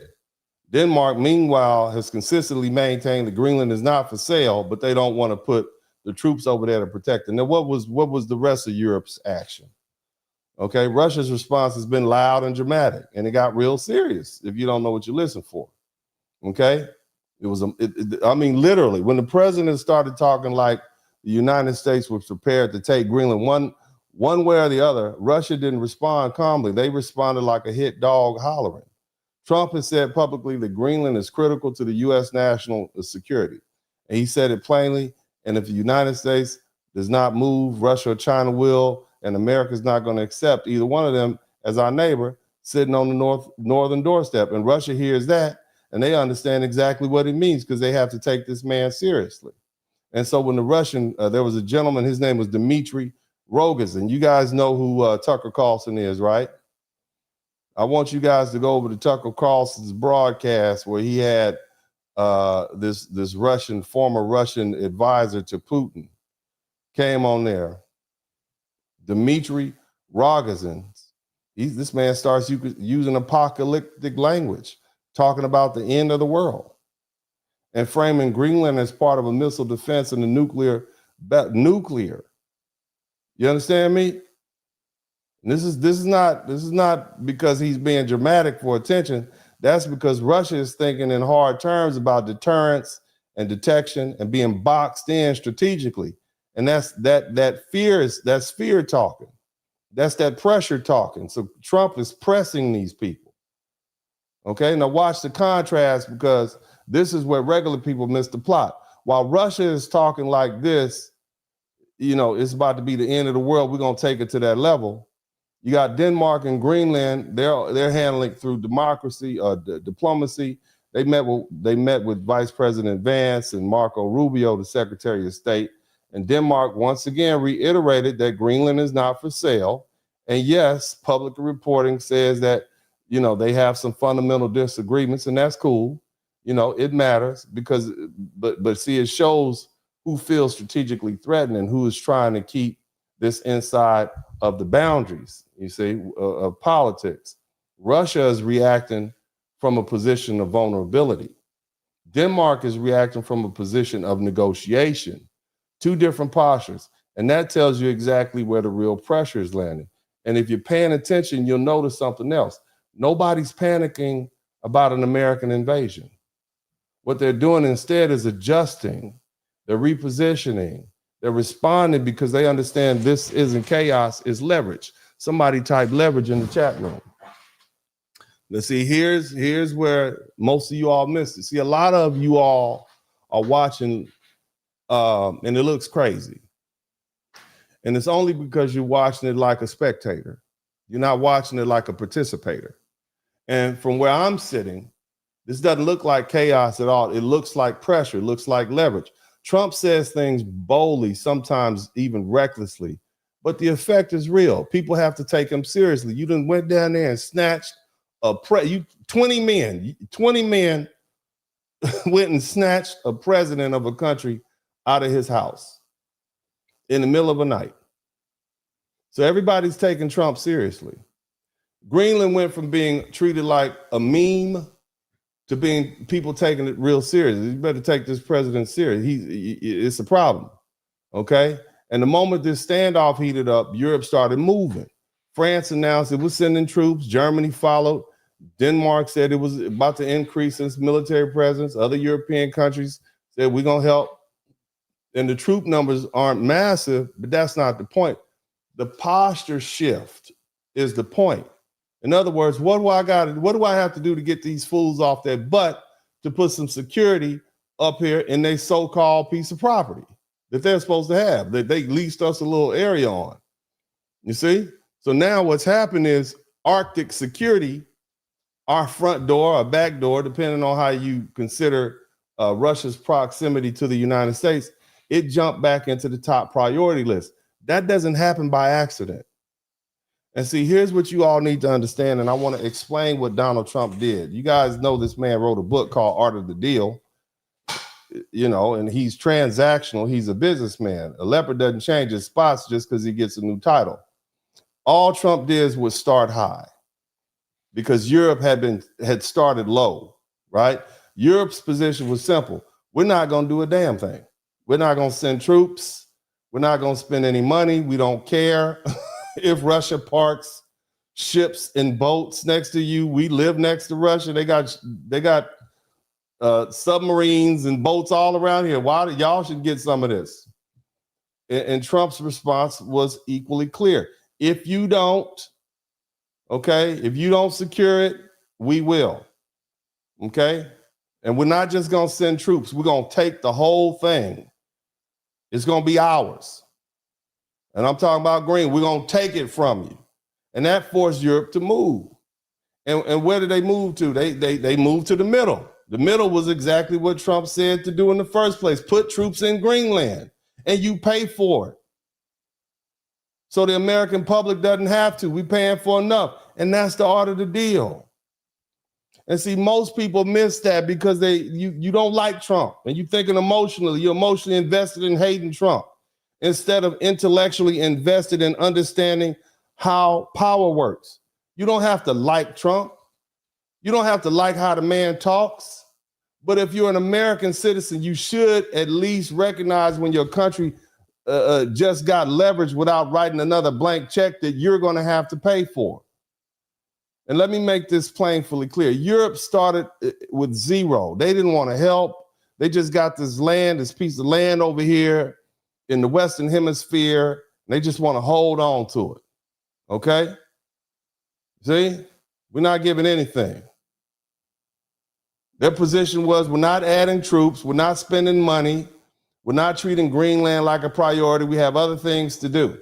And that meant the entire burden, the money, the manpower, the risk, the responsibility, it all falls back on the United States. Again, it's the same story. Europe gets in the fight. We got to go over there and bail them out. Come help us with Ukraine. Come help us with World War II. Come help us with World War I. And here's where people messed up the analysis. See, Trump did not negotiate downward from zero. That would have been foolish. You don't compromise with someone who's already decided to do nothing. So instead of begging and pleading, okay, or trying to be polite, can y'all please send some troops to Greenland because, Russia's got all these, they got all these submarines over here and, all these battleships, and it just makes us uncomfortable to have them here. We're tired of it. We need your help. Give us, it's your responsibility. We're all NATO, right? Trump blew all that up. He blew up the comfort zone. He made inaction expensive. Okay? He made delays dangerous. In effect, what he said, if you won't handle it, I will. And I'm gonna handle it completely. And that statement was never meant to be taken literally by social media commentaries. It was leverage. It was pressure. It was a deliberate threat designed to force movement where there was none. And once the threat existed, Europe could no longer pretend Greenland was optional. Either you gonna go over there and protect it from Russia, or you're gonna put your troops over there protected from us. But you're gonna put some troops over there either way. Zero is no longer a safe position. Doing nothing now carries consequences, so Europe moved. Now, did they move too late? I don't know. We'll see if Trump takes it anyway, right? You should have acted a couple of years ago, all right? So, and if you don't understand that, you don't understand negotiation. And if you don't understand negotiation, you definitely don't understand how that works. Now, again, what people are calling crazy is actually textbook negotiation strategy. I mean, this is called anchoring. All right, you don't start where you want to end up.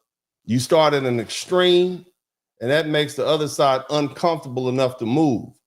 Only unserious people believe reasonable tones and equals effective strategy. Hey, like the young lady, hey, Putin, can you please leave Greenland alone? You think Putin is going to listen to that? You're silly if you think being polite equals strength. That's not going to get you anywhere. Calm language equals leverage. You being calm with somebody, they have leverage over you. International politics doesn't reward niceness.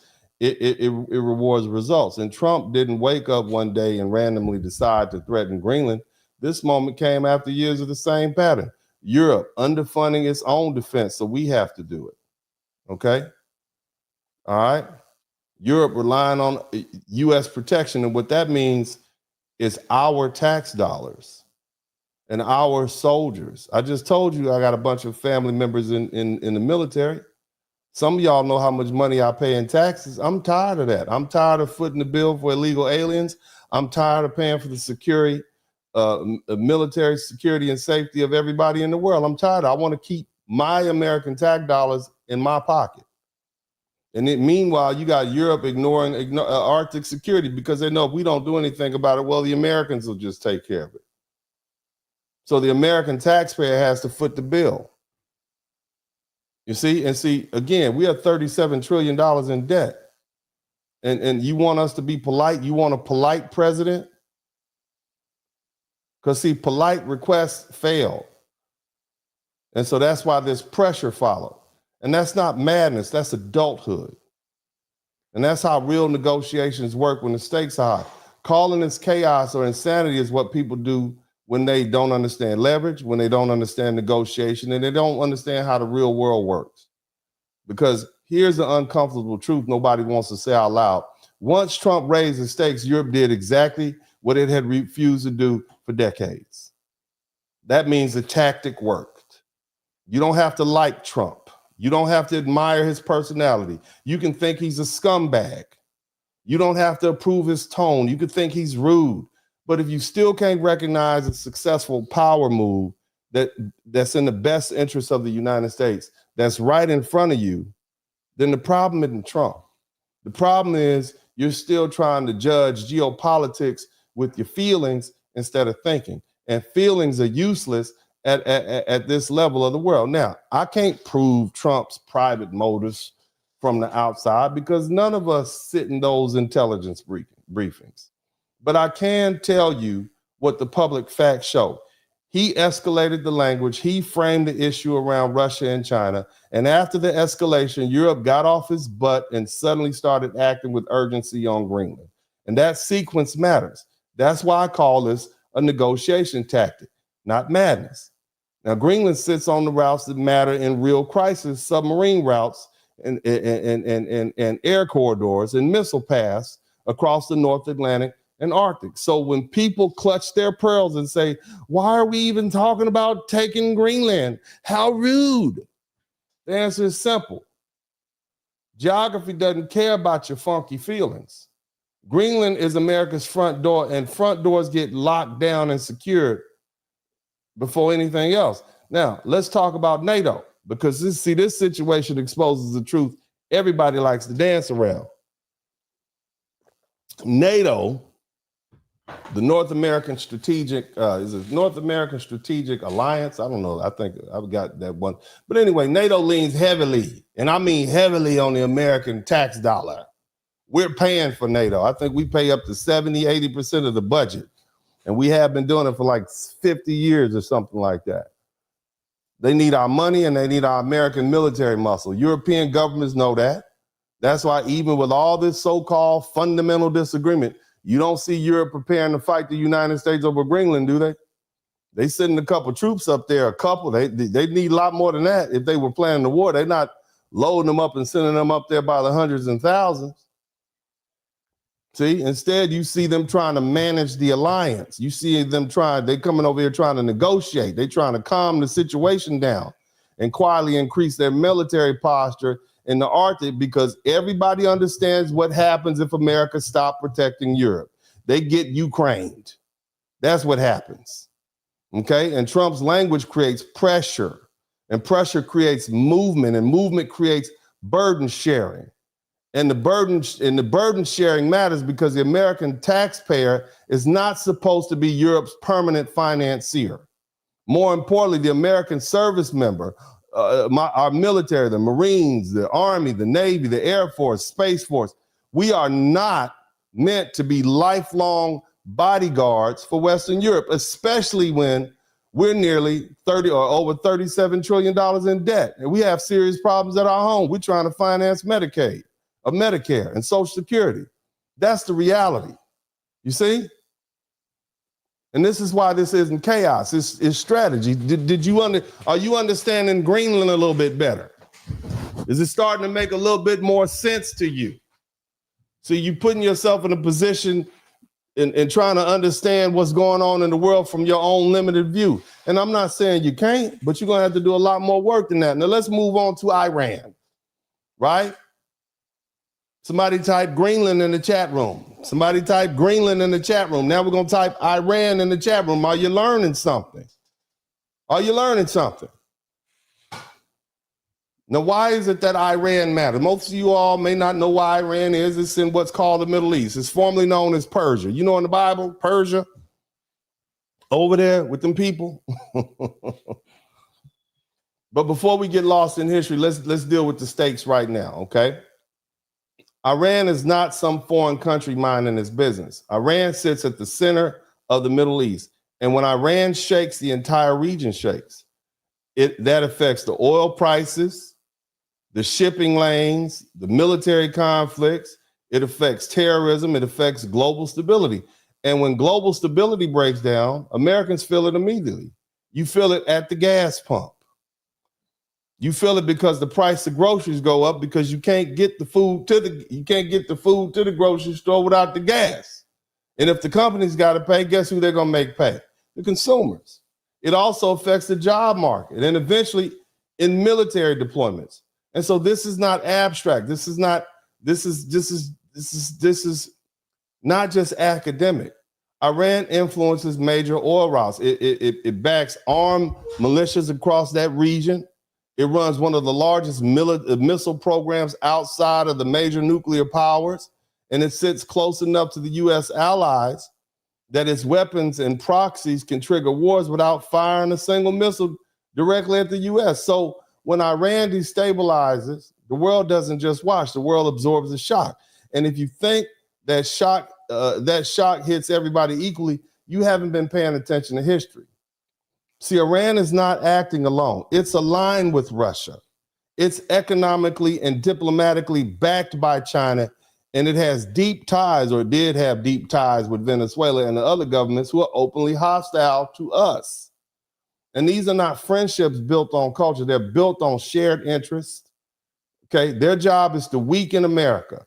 Their job is to make Americans angry because you're breaking yourself trying to pay for the basic cost of living. They want to challenge the United States and our dominance in the world. They want to reshape the globe in a way that fits them. A strong Iran strengthens Russia. A strong Iran gives China more leverage. And a strong Iran destabilizes the U.S. That's why Iran is treated,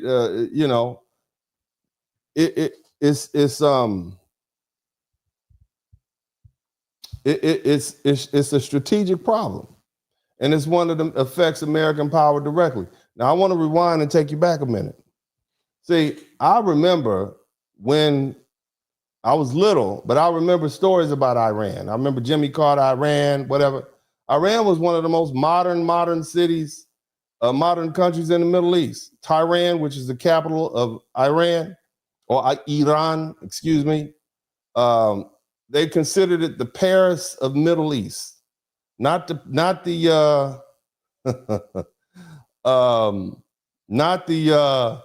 Paris right now. Okay, Paris right now is pretty crappy, but Iran before 1979 was really a beautiful place, man. They had universities, they had nightclubs, they had industry. Let me show you some pictures of what the people look like in Iran back in 1979. And I remember we had a bunch of Iranian people come to this country, lots of engineers and very intelligent people. I'm gonna put this up.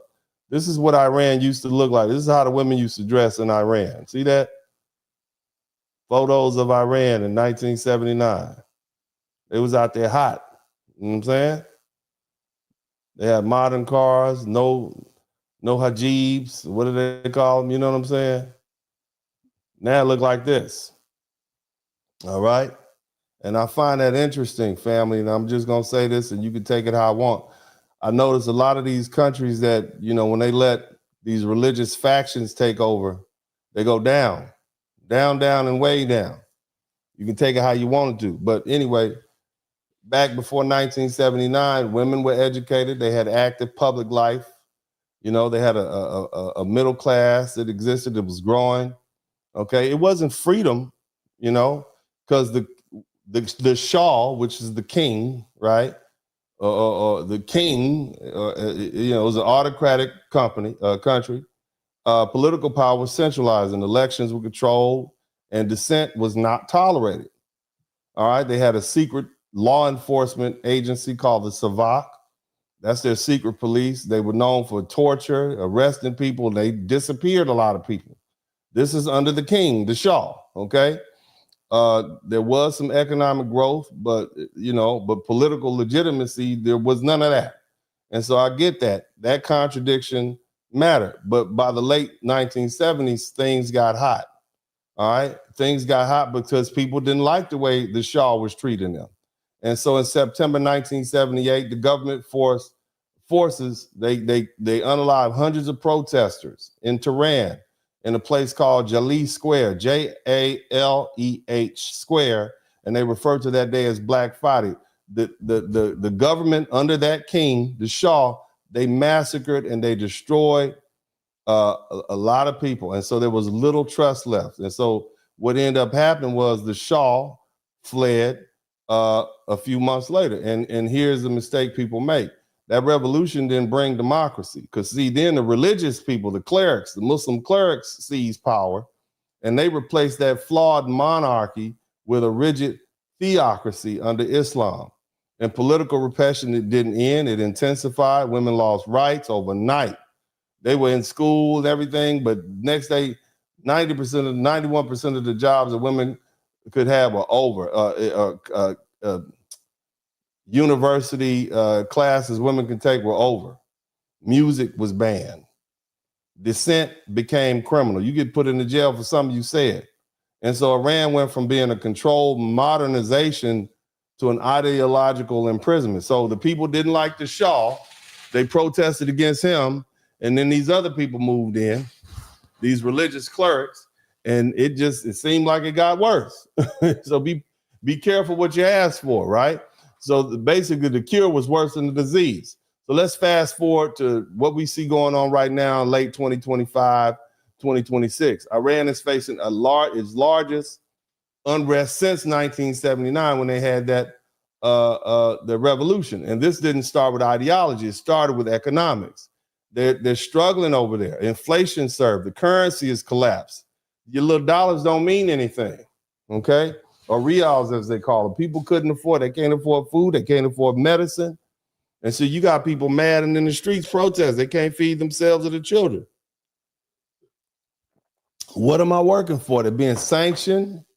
And so they turned up and they have political demands of these clerics who believe that it is God who is Allah who has ordained them to rule. And what has the regime done? They responded with force. It is 2026 right now. It is January 16, 2026. According to some of the reports, up to 12,500 people have been unalived. They are shooting live bullets. They're shooting live bullets at their own countrymen. Thousands of people have been arrested, body bags everywhere. This is going on right now. The internet is shut down repeatedly. So they do that all the time so they can hide the violence. And you have some international organizations who trying to document what's going on, but it's hard to do. People can't communicate. The internet's shut down. You see? So at this point, the regime is unstable and it's under strain. So now let's talk about Trump. Let's do it without emotion. We know Iran is our enemy. We know they fund terrorism. We know they don't like us. Clearly, they're not our friend, right? Does it hurt us if this particular regime is removed? No, it's probably a good thing for us Americans. Okay, because guess what happens? Iran sponsors terrorism, and the primary target is us. So just table that for a minute. Now, what's being reported isn't that America wants war tomorrow with Iran. What's being reported is that credible force or the use of force is back on the table. Okay? That's the Wall Street Journal saying that. And Donald Trump has said, hey, let's get some preliminary planning going on, and Let's see what we can do to make this situation good for us. Let's capitalize on this. There could be some potential military options against Iran, including some large-scale airstrikes. I mean, he sent some missiles over there to save them Nigerians who are being unalived because they're Christian. You got a man you got a regime who's killed up to 12,500 of their own people. I'm just saying. But see, here's the difference between Trump and all these other presidents we've had. See, for years, Trump, everybody assumes Iran and all the rest, they assume America's threats are hollow. All right, sanctions, speeches, hesitation, and so that emboldened Tehran, okay, Tehran. America's not going to do anything. They follow rules. Those Americans follow rules. They're not going to do anything. Okay, but now here we are in a situation with a president. They think he's crazy. And so threats of force have become credible again. And so what's happened? Behavior changes. Okay?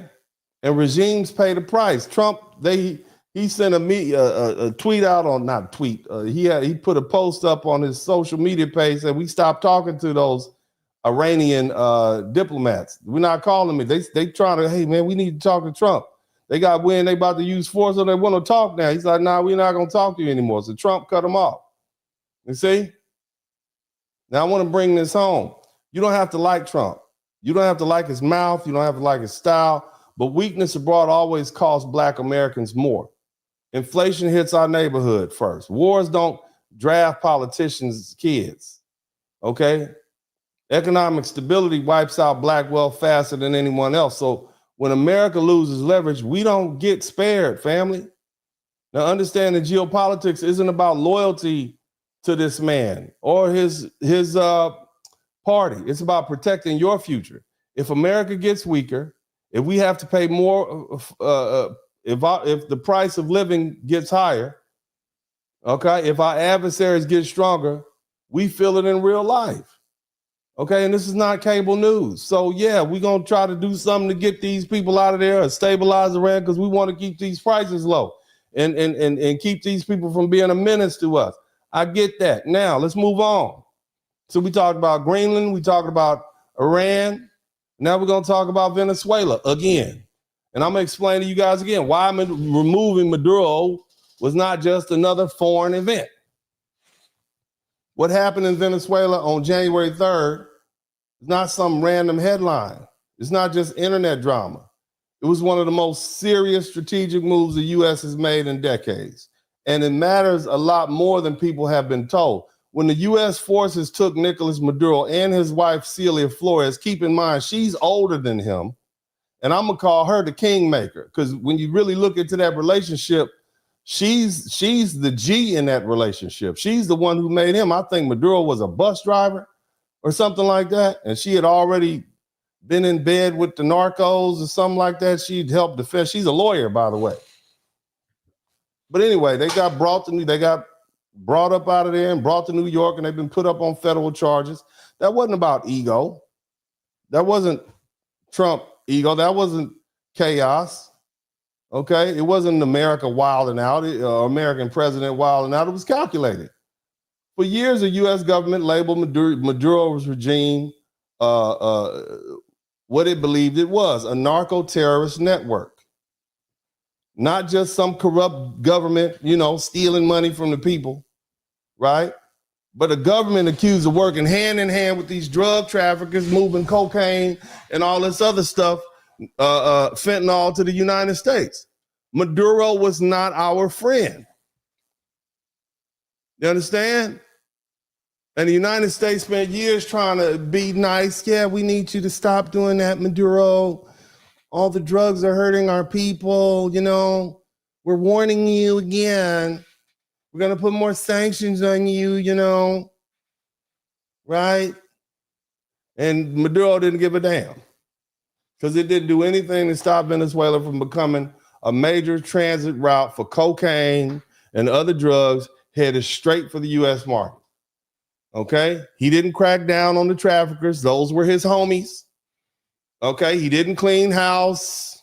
He didn't stop the corrupt officials tied to the drug trade getting paid. because they were all in cahoots, apparently. Remember, Trump said that you guys can check this, up to 300,000 Americans die every year. That's a lot. From drugs, that's a lot. I'm going to have to check that. He might just be talking. I know it's a lot, but 300,000? I'm thinking 30,000.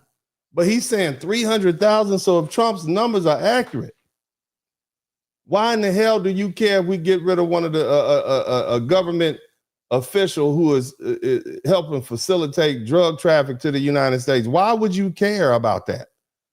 Why is that not in our interest? And let me say this, and I want to talk to my brothers and sisters, black people. Millions of black families know exactly what drugs do when they hit the communities. We know about fentanyl poisoning. We know about gang violence. We know about crack, right? We know about addiction. We know about broken families. We know about all the lost futures of the black people that we knew growing up in the 80s and 90s, because of the drug trade, whether they're using or selling. The neighborhood's already struggling. We got bad schools. We got weak healthcare. We got limited opportunity. And now we getting hit again? This time from drug trade, like they don't grow that shit. Excuse my language. They don't grow that in our country. They ship it from somewhere else. So when you as a black person hear narco-terrorism and drug trafficking, don't think about it in abstract politics. Think about it in funerals that you've had to attend because of turf wars and gang banging associated with drug trafficking and overdoses. Think about all the people you know incarcerated for drug use or drug selling or drug abuse. Think about the kids growing up without parents and the harm is caused. But see, the story isn't just about drugs. Venezuela sits on some of the largest oil reserves on earth. And oil affects everything. Gas prices, inflation, jobs, shipping costs, manufacturing, and global power. And Venezuela's oil industry collapsed under corruption and mismanagement. But after Maduro's capture, the U.S. moved in and said, well, no, we're going to start selling this oil. we're going to start shipping this Venezuelan crude and negotiate the oil deals worth hundreds of millions of dollars. And see, that's not random. Okay? It's not random. They had Chevron and some other, I believe it was Chevron and some other countries, oil companies down there. And then the government decided to take over and they booted it out. And so Chevron's like, man, they just took our money, and it's been decades with that. But look, it's also about energy security and national security. When energy prices rise, who feels it first? Working families, Black communities, people who already spend a larger share of our income on food and rent. You see? Right? And here's another layer you need to deal with. Maduro didn't operate in isolation. And this is the most crucial part you need to understand. See, Venezuela under his rule aligned itself with China and Russia. These are two powers who openly worked to weaken the United States. Beijing and Moscow have been expanding their footprint all across Latin America. And Venezuela was a major part of the plan. Its oil, its ports, its resources mattered to their global strategy. And when America's adversaries gain leverage in the Western Hemisphere over here on our side of the earth, that's not distant geopolitics. That's pressure on the dollar. That's pressure on trade routes. That's pressure on markets. That's pressure on American stability. You all think it's bad now. You think it's hard to get a job now. That's what you're complaining about right now. It's hard. Everything's hard. Imagine it getting 10 times harder than this. Imagine you not having enough gas to get you to your job, or that same $10 you use to buy some groceries for a couple days, right? Well, shit, maybe a day. You can't get nothing for $10. That $100 you use to buy groceries for a couple days, now you need $1,000 to buy groceries for a couple days because everything's gone up in price. Because our enemies have locked down the oil and squeezed us out. So in order for companies to buy the oil, they got to spend more money and they got to and you got to pay for it, but there ain't enough jobs to go around. You see? So now look at what removing Maduro actually did. It hit a regime accused of being tied to drug networks, fueling the fentanyl and cocaine use in the United States. And it shifted Venezuela's political direction, at least temporarily, and it opened the door to oil deals structured around U.S. interests. Why is that a problem? And the other thing is, it sent a clear message to China and Russia and anyone else watching. United States still asserts power in its own backyard, and when security and economic survival online, we're going to do what we have to do. Was it perfect? No. Are there some legal, moral questions? Hell yeah, we sent some troops down there, we killed like 80 people. Damn. And we took the president of another country and his wife in the middle of the night, and now they sitting in a jail in Brooklyn next to P. Diddy. Right? Yeah, there's some moral questions. Yeah, some legal questions, of course. And there'll be legal scholars and historians. They're going to have to sort that out. Absolutely. But to dismiss it as madness, just to say Trump is not calculated, he's just with this chaos, he's off the chain, without acknowledging the decades of indictments against Maduro, the evidence, the failed diplomacy, and the real harm that country and that regime has caused the United States because of its action, that would just be dishonest. And for Black people, you've watched drugs flow in and violence rise and opportunity shrink. Okay? You've watched it happen for years, and you finally have a president who said, nah, we're going to put an end to this dope flooding into the Black community or to American communities. And you got a problem with that. You got a problem with that. This is what you're angry about? Huh? Because see, in my perspective, this fight was in part for your safety and your future. Now, here's the thing. What's at stake? What's really at stake? Well, what's going on? Why is it that we want to keep Russia away from around us? Hit the like button. All right, hit the like button, hit the subscribe button. We're learning something. If you learn something, let me know. If you learn something, hit the like button. You ain't got to give me no money. Just if you learn something, hit the like button. What's at stake? What's really at stake? Why don't we want Russia in our backyard? Why don't we want Russia getting stronger? Because see, it's obvious. Russia's a nuclear power. And people talk about nuclear war like it's a movie plot. It's not. The UN Secretary General has warned the world is one misunderstanding or miscalculation away from nuclear annihilation. And he's not saying that for drama. When nuclear states start throwing around nuclear language, you're not supposed to clap or panic. You're supposed to understand the stakes. You see? And here's the thing.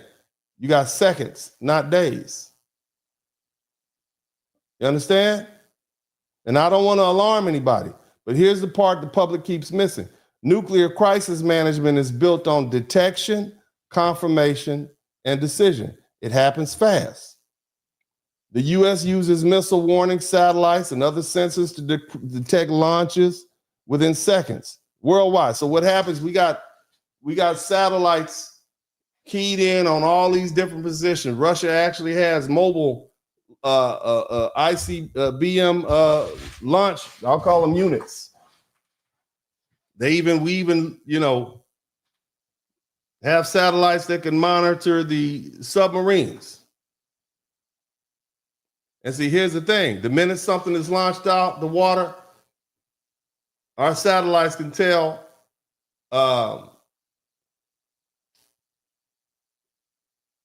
not only where it's launched from, or not just the water or land, where it's launched from, but what kind of missile it is. But typically what we do is the major nuclear powers explain or let people know we're going to do this, we're going to do that. North Korea is the only one that doesn't do it. So there's room for that's why they call it a rogue state. Okay? But without going into too much detail, just understand that the technology is incredible. but it doesn't magically make the situation safe. It means the president and the commander chain may be forced into decisions under time and pressure while information is incomplete. Okay, while panic is high and while communication with the other side might not even work the way people assume it will. Okay? It's large, it's layered, it's global, it's fast, it exists because the timeline is brutal. Now, why Trump? Here's the thing. The real danger is miscalculation and weak deterrence and mixed signals. And when adversaries believe America is distracted or divided or unwilling to act, the odds of them taking bigger risks go up. That doesn't mean wars, it doesn't mean, we about to it's gonna pop off right now. Okay? But my thing is, if your argument is Trump is that Trump being successful, well, let me say it like this, family. Russia is looking to attain an advantage by having its missiles strategically placed in locations that box us in. And we want to put our defense systems in places that we can say, no, we know you there, get out of here. Okay? So when you hear serious analysts discuss Russia's nuclear posture and escalation dynamics, that's not internet conspiracy talk. That's mainstream policy discussions driven by the Ukraine war and the broader great power competition. The point for regular Americans is simple, and I want to keep it simple because I don't want to alarm anybody. The more unstable the global environment gets, the more you pay at the pump and at the store and in taxes and in military risk. That hits Black communities hard because we're always the first to feel economic shock. Okay? And so, no, this isn't about liking Trump. That's that kid logic. That's that emotional logic. This is about recognizing that nuclear deterrence is not a vibe. It's a posture. And credibility and preventing the other side from thinking they can play in our face, okay, is important. And when you treat everything as personality or emotion, you miss the only thing that matters at this level: stability through strength and clarity. So the unthinkable, and that is nuclear annihilation, never becomes a schedule. Now, here's the thing you need to understand. And I want the white people to come to the front of the room. Where all my white people, there was some white people earlier, they had something to say. I want you to come up here, white people. Come on in. Where all the white people, check in. All my white people, check in. All my Scots, Irish, German descendant, Polish, come on up in here. Come on. See, when Americans hear Russian officials talk about limited nuclear use, most people brush it off as madness. Oh, they're bluffing. And that's a mistake. You see? Because there was a long-time Russian foreign policy strategist who said on Tucker Carlson's broadcast, I believe last night or the night before, he said this out loud, something that most diplomats only hint at, that a limited nuclear strike could be, and I quote, a necessary sin. And he said that Britain and Germany would be the logical first targets. Britain, because that's they want to, they really want to hit Britain, but Germany is so close, they got to deal with them first because Britain and Germany are allies. And that wasn't random. And it wasn't theatrical, it was a message. Now, from Moscow's point of view, the UK and Germany aren't just countries. They're the backbone of the so-called collective West. Somebody type collective West in the chat room. And Britain has been one of the loudest, earliest, and most aggressive supporters of Ukraine, pushing weapons and intelligence and training and sanctions against Russia hard and from the beginning. And Germany, after decades of benefiting from, Russian energy and trade, They just flipped overnight, cutting gas ties, rebuilding its own military, and serving as NATO's logistic hub and bankrolling the war effort against Russia. And so from Russia's perspective, those two countries represent the nerve center of Western pressure and money and weapons and intelligence and political leadership that's making their life hard. You see? And if you want to scare Europe and shake NATO, you don't threaten everybody, you just threaten the anchors. And here's the part the Americans, especially the white Americans, I want you to listen to me, okay? You need to hear this plainly. This is not our family fight. See, a lot of Russians talk, nuclear talk, you think it's insanity, it's coercion. It's designed to terrify the European public and fracture alliances and force voters to pressure their governments to back off. And that strategy has been used before, from Cold War brinksmanship to Putin putting nuclear forces on alert days after invading Ukraine. And when Russian elites name specific countries and talk about thresholds, they're not ranting. They're signaling, and Europe understands that language very well because Europe has lived in that cycle for centuries. Look, Europe's history matters here, okay? And people keep lying about it. Europe is not a peaceful, by nature, it's not peaceful. Europe is a blood-soaked continent, and for hundreds of years, actually thousands of years, European nations have slaughtered each other over borders, over religion, pride, empire, and just old grudges. 2 world wars started because of these Europeans.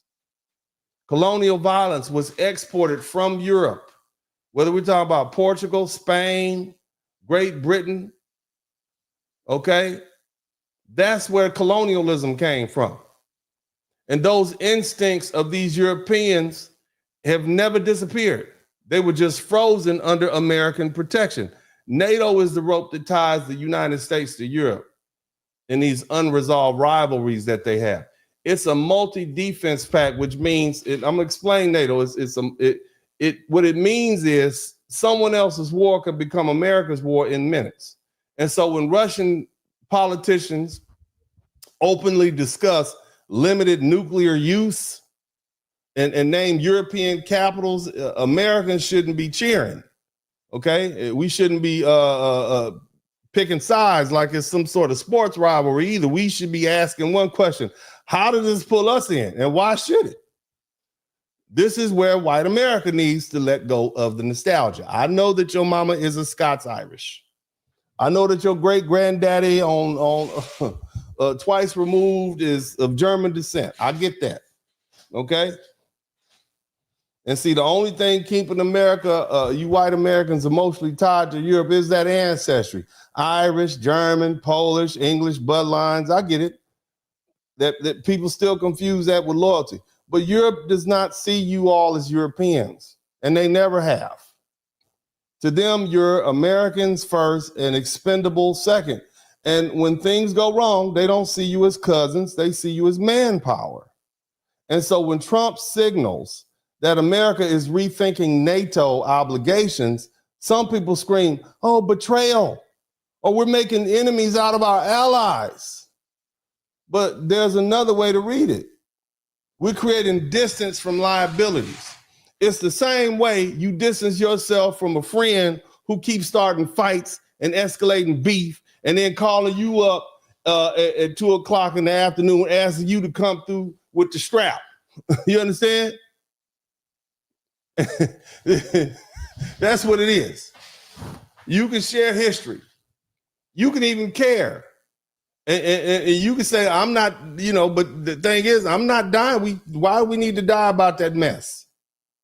See, America's house is in the Western Hemisphere. We don't need to burn it down because Europe refuses to resolve its own old demons. Look, man, the public never sees the full picture. You don't see classified readiness levels and targeting doctrines and back channel warnings or which systems are closer to hair trigger status. All right? You don't see how fast escalation can happen and how thin the margin for error really is. So when Russia links elites talk about lowering nuclear thresholds or naming specific countries, don't treat it like some social media noise. Treat it like pressure, messaging meant to shape Western decision making. And history shows this pattern clearly. Russia uses escalation talk to test resolve and split allegiances and force hesitation. And we don't want them to have that leverage over us. And that's why we want to lock down Greenland, get their butts up out of Venezuela so they can talk all they want to talk from over there. Because we got this over here locked down. And if you do something to us, it's on. Bottom line is America's staying out of Europe's fire.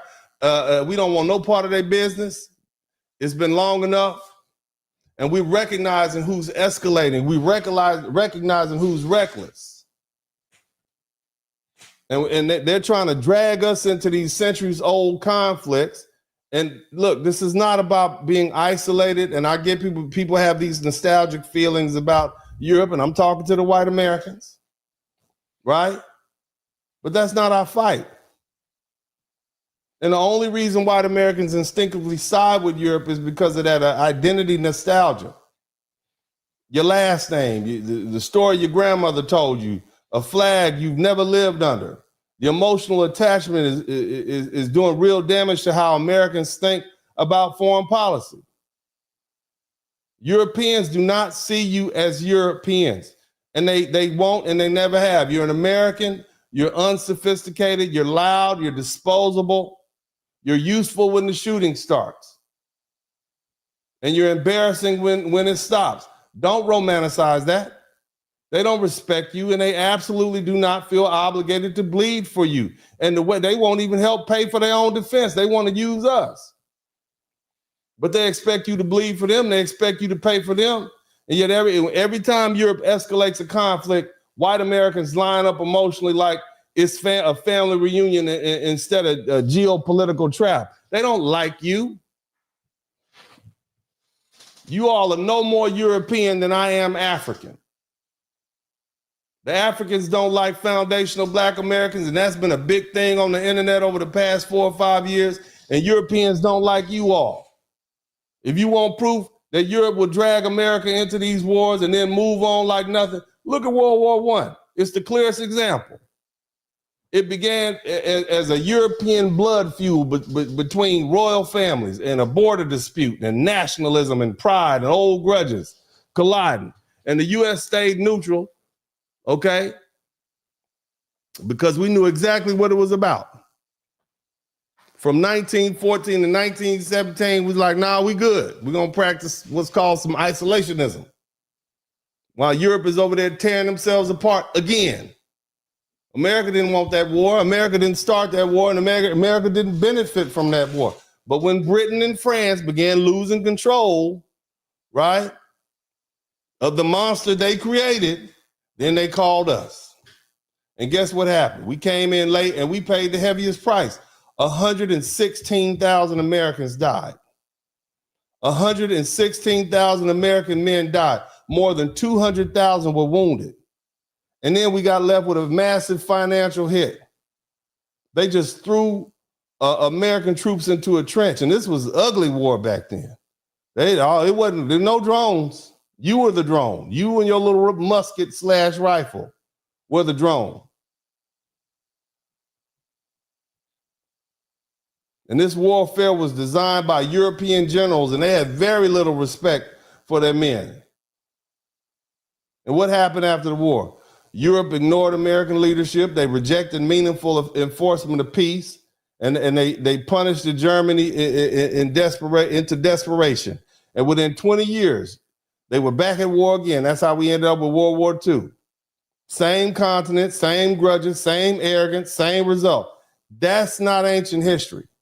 That's pattern recognition. So here's the thing. When Russian officials talk about this limited war, and they start talking about Britain and Germany, y'all better take it seriously. Russia isn't threatening Kansas. They're not threatening Ohio. They're threatening other European power centers. The same countries that keep pushing the United States to bankroll them and backstop them in their European security theater. And then you got Britain plays this moral crusader and they hide behind American firepower.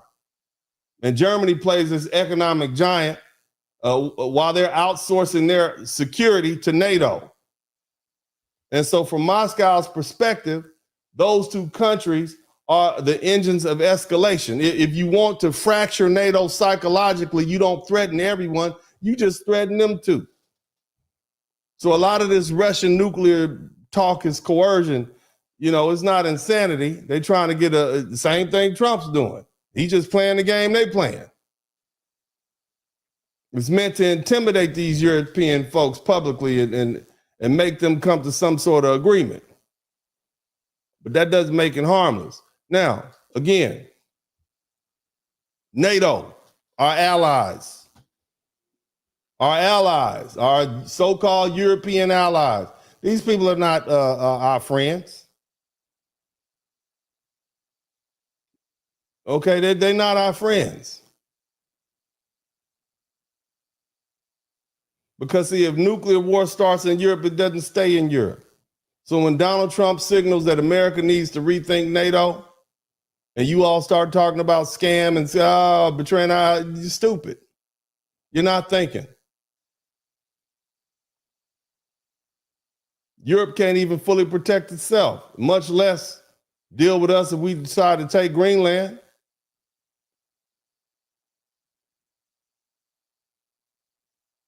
But we need to get our priorities straight. That's what we need to do. We need to get our priorities straight. And so why Trump's posture makes people uncomfortable? It forces Americans, especially white Americans, to confront an identity they've been clinging to, that Europe itself abandoned a long time ago. America is not Europe. Europe's wars are not America's destiny, and America is not Europe's emergency contact. And we got our own house to protect, family. That's what I need you to understand. We have our own house to protect. And I want each and every American listening to this broadcast, black, white, or whatever, to understand that that's where I'm coming from. And that's where you should be coming from, because it's in the interest of the United States to do so, to protect ourselves. That being the case, most of you all don't understand what Donald Trump is doing. I'm not saying I'm fully abreast of what he's doing, but I recognize the moves. Now, as I said at the top of the broadcast, we need to pray for Donald Trump. And I hope I've shed a little light on my perspective as to why. Now, I'm going to read these super chats. And let's see if we got a couple of cash apps going on. We got 12 super chats. Let's see if we got any cash apps in here. I want to thank you all for hanging with me. I know this has been a complicated subject, but I was trying to put it down where the cows can eat it, so to speak. I wanted everybody to understand, and I try to, I'm not here trying to give a lesson to, a bunch of, PhDs. I'm just trying to talk to the public so the public can understand that we need to give our president a little grace. And hopefully if you recognize, if we can build some trust and say, hey, well, this is what he's doing, if this is what he's doing, then maybe some of the other stuff he's doing makes sense too, and I just don't understand. But thank you all so much. Let's go ahead and read these super chats. We got 14 super chats. Maybe we'll get to 15 before I finish reading. We can get to 15, that's good. But again, you don't owe me anything. Let me go ahead and say that right now. You don't owe me anything. My whole point is that I want you to learn something. And if you learn something, that's great. But if you do learn something, I should earn something. That's it. But you don't owe me anything. I want to work for everything that I get. Now, I do ask that you all hit the subscribe button. That's free. It doesn't cost you anything. You don't have to pay for that. And I certainly would appreciate if you would hit the like button. I am marching towards 100,000. And I'd like to get to 100,000 sometime in the next few months. And I'm about, I believe, 30 people short of 91,000. So if 30 people could hit the like button, that would be awesome. 30 people could hit the subscribe button. That would be awesome. Shout out to everybody who's watching this on the replay. I hope you guys would subscribe to the channel and hit the like button also. And the other thing I do before I start reading these super chats, you guys, if you've been involved in a motor vehicle accident, feel free to contact me at 713-229-0770. Of course, I'm not making a lot of money on the internet.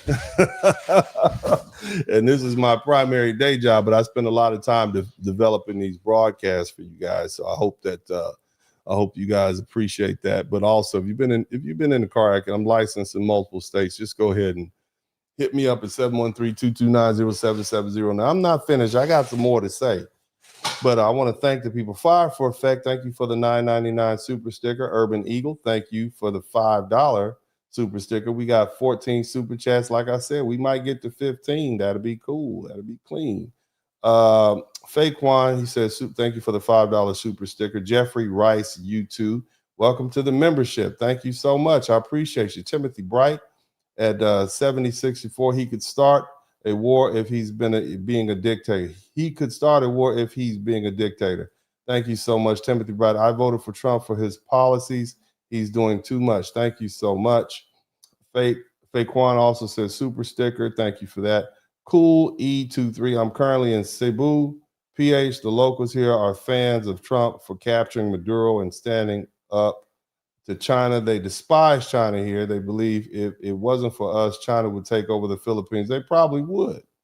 And in America, people understand America's the only one that keeps all these bad guys at bay because we're not talking nice to them. You see? My man got a lot of alphabets. Yahshua, thank you for all praises to the Most High. Yahshua, thank you, Uncle Blizzard. No problem, man. Thank you so much. Red Simon, good looking out. Thank you so much. And for that, check DARPA website if you ever doubted USA. Appreciate you. Faquan, thank you for the $5 super sticker. And Big J73, brilliant topic, fam. People really just don't understand how important this broadcast was tonight. The only thing they see is that Trump is the bad guy instead of understanding that he's actually protecting us. Yeah, like, why would you root against the dude who's protecting you from the people who want to unalive you? That just doesn't make sense. You don't have to like, it's not an emotional decision that you should make. That's like rooting against the airplane pilot that's flying your plane because you don't like him. It don't make sense, man. You got to do better. All right, we got 15 super chats. Maybe we'll get 16 before I finish. I have more to say now, but I just want to go ahead and get you all out the way because you all are my very special guests. You learned something. And I'm sure there are other people out there to learn something. I appreciate you all too. Again, you don't owe me anything. Okay. The Lord has blessed me very well. I appreciate that. However, by, helping me understand that you learned something, it lets me know, it keeps me focused and lets me know what direction I should go in. Because here's the thing. A lot of people follow the algorithm. A lot of people will jump on the latest story and they'll just blab off for a couple of hours and talk about things. But here on my page, I try to teach you all. You learn something about World War II. You learn something about the importance of Greenland today. We talked about the relationship between China and Russia. We talked about the history of Iran. Right? We talked about Venezuela. We talked extensively about, why Greenland is important. So now you have answers to this big confusing world. And I'm gonna say this. Look, man. Let me tell you something. I wish I could get one of my special guests in here. Let me. Let me call somebody real quick. You guys hang it. I got a special guest. I'm gonna contact. Hopefully, my special guest will answer the phone. Sometimes my special guest doesn't answer the phone because he has more important things to do than entertain me. But I'm going to see if I can get him on the phone right quick and we'll see. I'm going to let you know why my true inspiration for answering this question. And largely it has to do with the fact that there are a lot of scared people out there. And so let me see if I can, he's busy, very, very special guest. Thank you so much. I appreciate that. Let me see if I can get him to answer the phone. The guest, that is. Let me know if you can. Hello, can you hear me? Yes. Oops. Hello. Can you hear me? Yes, I can hear you. All right. Can you all hear my special guest? This is my special guest. His name is Dennis A. Spurling. Can y'all hear? Let me know if can you hear me, son? Yes, I can hear you. All right. Can you all hear my special guest? This is my young son, Dennis. Let me know if y'all can hear me. Keep talking real quick, because I had to. Yeah, I'm trying to get him. If Dennis, you drunk on the cool breeze? Okay, so I had a conversation the other day with my oldest son. This is him. What did you tell me about your recent experience with TikTok?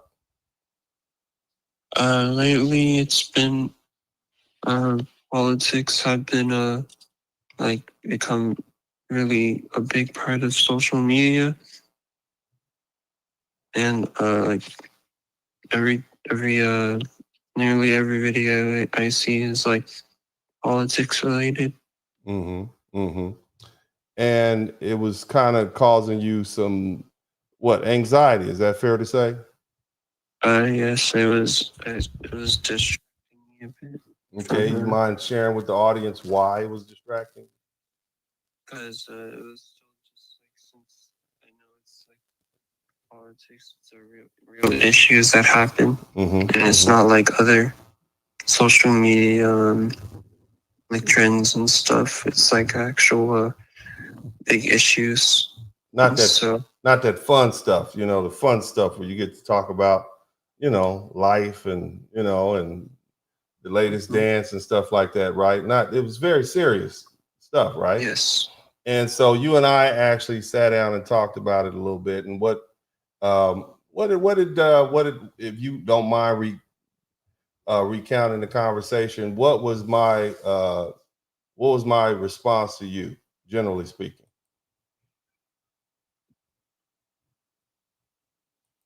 Oh, I think are you still there?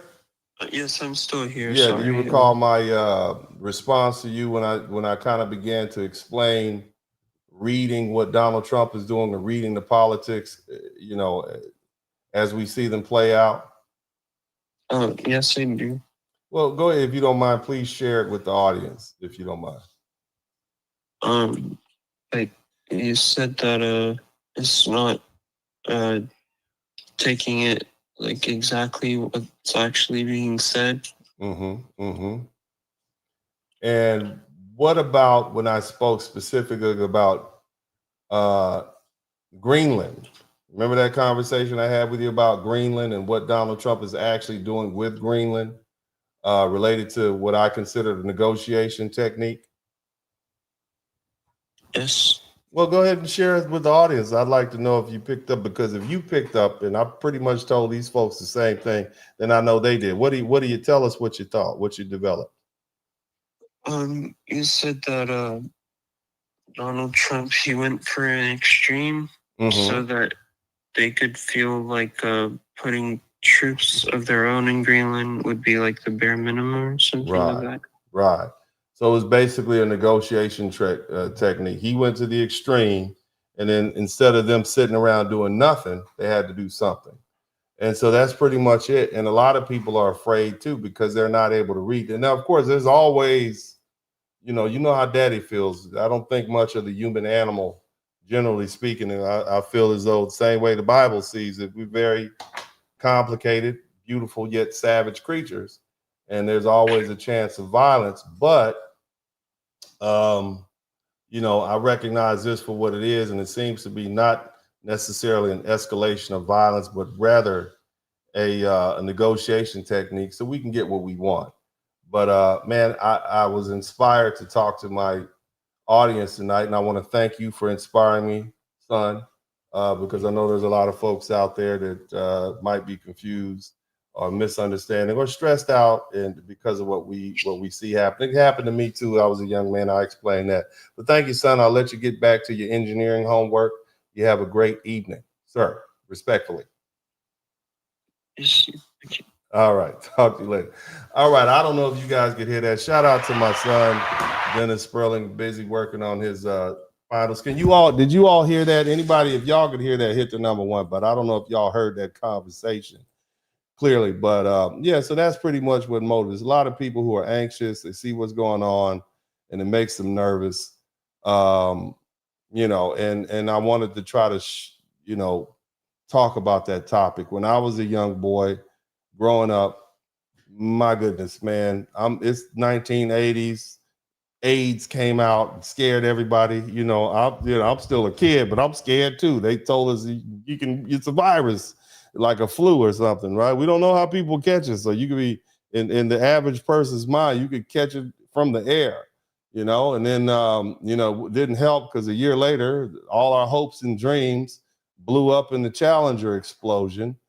And, so it's like we didn't really have people to explain to us what's really going on. And of course, there's always the Cold War. So there was always an imminent threat of death and destruction, and this is the existence that we grew up in. So anyway, that was my motivation. So thank you for Big J. I appreciate you. Appreciate this. This is complicated stuff, and I try to break it down so people could understand on very human terms. But thank you so much. Daywalker, as a prior U.S. Marine officer, I must say you broke this stuff down fantastically. Thanks for what you do. Simplify to your Marine family members. Thank you so much. And thank you for your service, Daywalker 07. All right, we got 16 super chats. It'd be great to get 17. Well, let's try to get 20. Let's be ambitious. If we can get 20 super chats before I finish, or maybe somebody will give it after the broadcast end, but only if you learn something. I don't want you to give me anything if you didn't learn. I got to work harder. But thank you so much, Lisa. Lisa Hargardner, Gardner. Lisa Hargardner. Lisa Hargardner, you explained it so well. Thanks, Professor. Thank you so much, beautiful. I appreciate you. Let's go ahead and wrap this thing up. We didn't get any cash out, but it's all good in the hood. Look, family, as I started this broadcast off, I said something very simple. I just said, pray for him. And whether you voted for Donald Trump, whether you voted for him or not, whether you like his tone or not, whether he fits your idea of a polished leader or not, Donald Trump is the president of the United States. Okay? And that's it. And that fact is not going to change for at least another 3 or 4 years unless, somebody takes over his position. Now, in the moments like this, when the world is unstable, when war is not theoretical but possible, the worst thing Americans can do is tear down their own command in public. And so my message is simple. Don't curse the man out. Don't mock the man. Don't undermine him. And of course, you're going to say a few things. I get it. But what I'm also doing is say, pray. Pray for him. Pray for him, because leadership at this level, at the highest heights, okay, at those high heights, is bigger than personality. It's about burden. It's about decisions and making it that affect millions of lives. It's about consequences most of us never would have to carry. And for those who believe in scripture, understand this: God has never limited himself to polite instruments. If you read the Old Testament honestly, you'll see clearly when God confronts evil, he often uses men who are controversial. Shout out to Faquan. Got 17 super chats. Kings, warriors, rulers, the ones who didn't fit expectations of the people but were used anyway. Not because they were perfect, but because they were willing to act. And some of you are judging Donald Trump emotionally. You don't like him. I get it. But how he makes you feel about and how he speaks, right? And how uncomfortable that makes you. That's why you don't like him. But God doesn't choose his instruments based on your comfort. He chooses them based on his purpose. And here's the part Americans across every background need to hear. When you publicly humiliate your own president, you don't weaken him, you just weaken the country. You make us look bad. And the rest of the world is watching. The adversaries are watching. Now you can do it. You got the Second Amendment right to do it. But our adversaries will exploit that and they will exacerbate that division. You had a whole system set up where you had folk coming in on the internet from other countries exacerbating issues. Come to find out, even the gender war that's existed between Black American men and women was ginned up by folks in India who capitalized on that. And now that they force these people to show their identity and location on Twitter, now we're finding out. I'm just saying.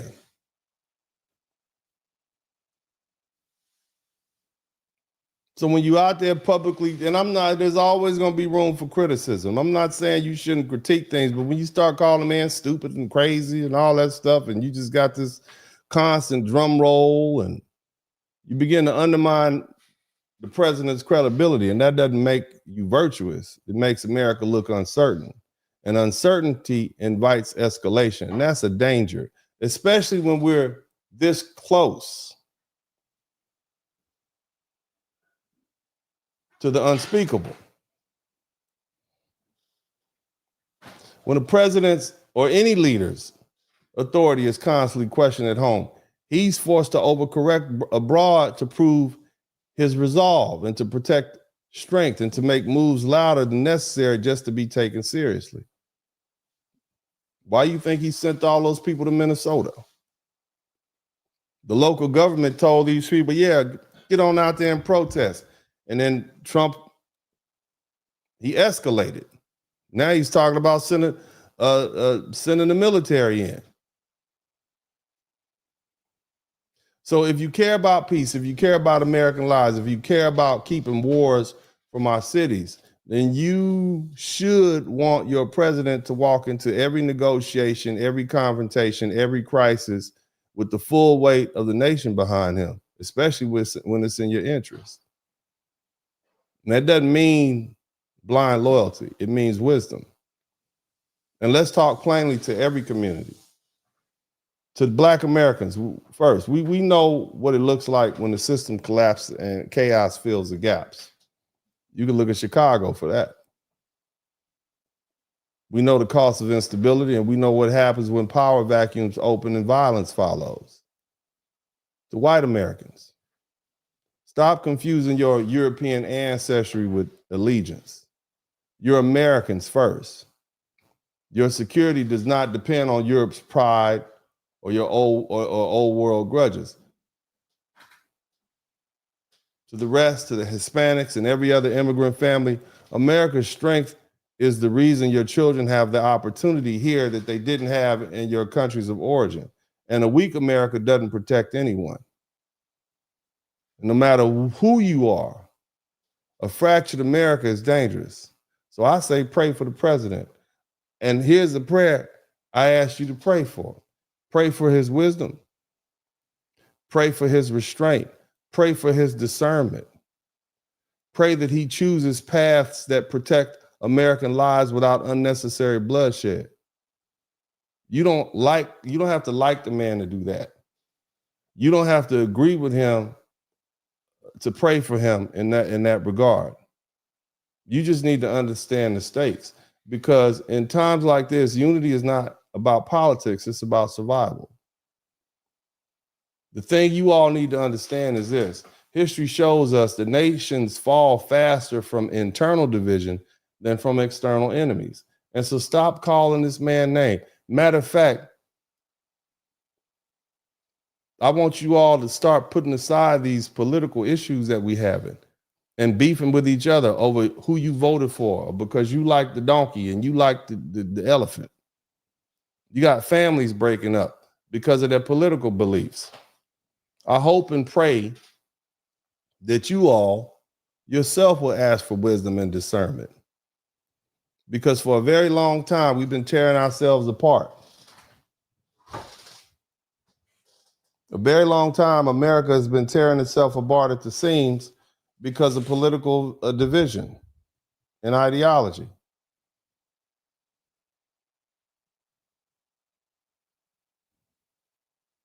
America's not perfect, but America does need steady hands at the wheel, and we need not to have the chaos that we have going on politically. Now, I want to talk specifically to Black people. I want you to hear me very carefully. You're a special people. You're my people. I'm talking to my foundational Black American brothers and sisters. God loves you. Do you know that?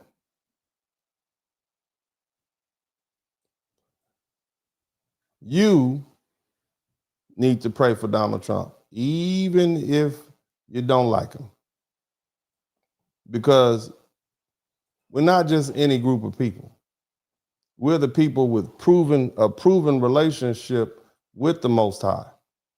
The Bible makes something very clear. God chooses people, not just individuals. And when he chooses a people, their prayers carry weight. Now I'm going to give you a little scripture. Deuteronomy 7:6, King James Version. For thou art an holy people unto the Lord thy God. The Lord thy God hath chosen thee to be special people unto himself, above all people that are upon the face of the earth. And let's talk about why this matters and why Black people uniquely fit a biblical pattern that no other group in modern history can honestly claim. God told Abraham exactly what would happen to his seed. And he said unto Abraham, know of a surety that thy seed shall be a stranger in a land that is not theirs, and shall serve them, and they shall serve and shall afflict them for 400 years. That is mighty peculiar. Genesis 15:13. What does that mean? That means the people taken to a foreign land, not theirs, enslaved, afflicted for 400 years. That's not a metaphor. That's not even vague. It's not even symbolic. There's no other people in recorded history that fits that description the way foundational Black Americans do. Captured, transported, enslaved, stripped of our language, culture, name, and identity, yet preserved by the grace of God. And God didn't just speak about the captivity, he spoke about deliverance. And also, and this is Genesis 15:14, and also that nation whom they shall serve will I judge, and afterwards shall they come out with great substance. Read it again. Let's read it. Let me speak. Let me update the language. God said the nation that enslaved them would be judged, and the people who were enslaved would come out with substance. Let the church say substance. Somebody type substance in the chat room. So from slavery to survival, from survival to rights, from rights to wealth, culture, and global influence. That's us. That didn't happen by accident. That happened because God heard us. God heard your little old grandmother from Mississippi, Alabama, Tennessee, Arkansas, East Texas, Georgia, South Carolina, North Carolina, Baltimore. Your God heard those prayers that she cast out over her children and her children's children and her husband and the men folk in her family. That's why we still here. Ain't nothing I like more than a praying woman. I'm gonna tell you that now. My grandma used to pray. She's a praying woman. And I'm still living off some of them prayers. And so are my children and my family. That's why I'm so blessed. But let's continue. Church, I need you to turn to Exodus 3:7. I have surely seen the affliction of my people which are in Egypt, and have heard their cry by reason of their taskmasters, for I know their sorrows. God hears our cries. I ain't talking about everybody. I'm talking about the people afflicted. I'm talking about those people who are in that place for 400 years. I'm talking about you. And that's why our prayers matter differently, my brothers and sisters. Now, here's the responsibility that comes with that truth, to having a direct line with God like that. The chosen people don't get to be reckless with their words. Chosen people don't curse authority and then expect peace. Chosen people understand spiritual posture. And the Bible commands us at 1 Timothy 2:1 and 2, I exhort therefore that first of all supplications, prayers, and intercessions and giving of thanks be made for all men, for kings and for all that are in authority. That instruction is not about liking a ruler. It's about protecting the people who live under the consequences of leadership. And foundational Black American people, my people, always feel those consequences first. And that's why we don't put reckless negativity into the atmosphere. And that's not who we are, and it's never been who we are. We don't destroy with our mouths what we transform. And the Bible warns us about that. Thou shalt not speak evil of the ruler of thy people. Exodus 22 and 28. I'm giving you chapter and verse. Go fight your Bible. Don't fight me. You don't like what I'm saying? Go be mad at God. Words have power. Death and life are in the power of the tongue. And they love it, and they that love it shall eat the fruit thereof. That's Proverbs 18 and 21. Y'all know that. Can the church say amen? You can't speak life into a man. Ladies, you can't speak life into a woman if you constantly speaking negative to them. The power of life and death is in the tongue. We know that. We would have never survived if we were people who were speaking curses. We survive by turning pain into praise. We turn sorrow into soul music. We turn scraps into soul food. We turn bondage into faith, culture, and resilience. That's our inheritance. And here's the final truth. There's too much blood on this nation's ledger for others to carry it spiritually. White people can't do what we do. I'm just going to tell you, white folk, you cannot do what Black Americans can do. You cannot do what foundational Black Americans can do. Mexicans, you can't do it either. You did too much slaughter. You killed too many Native Americans.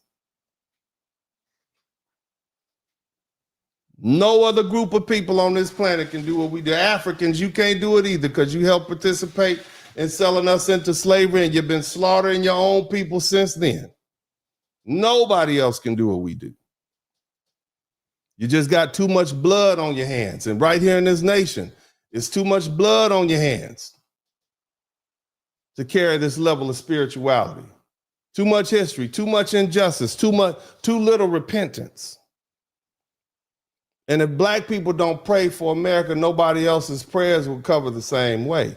And that doesn't mean we stop resting. We are resting. And we're going to keep resting. I hope you got your feet up on the couch right now or laying in your bed. Ladies, I hope you got your bonnets on your head right now. Fellas, I hope you're chillaxing right now after a long day. But again, it doesn't mean we're going to stop resting. It means while we rest, we intercede. Because God has always moved history when we pray. And so I'm saying it one last time. You don't have to like any of your leaders. Your mayor, your governor, you don't have to like any of them.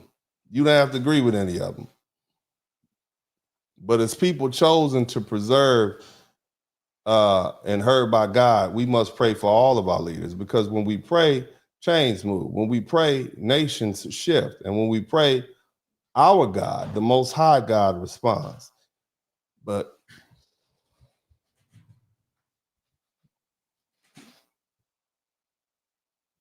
and America needs a lot of prayer right now.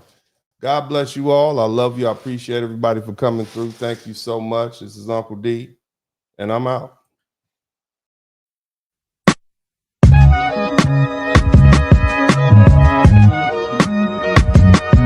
In the Spurling podcast, hit the like button, subscribe.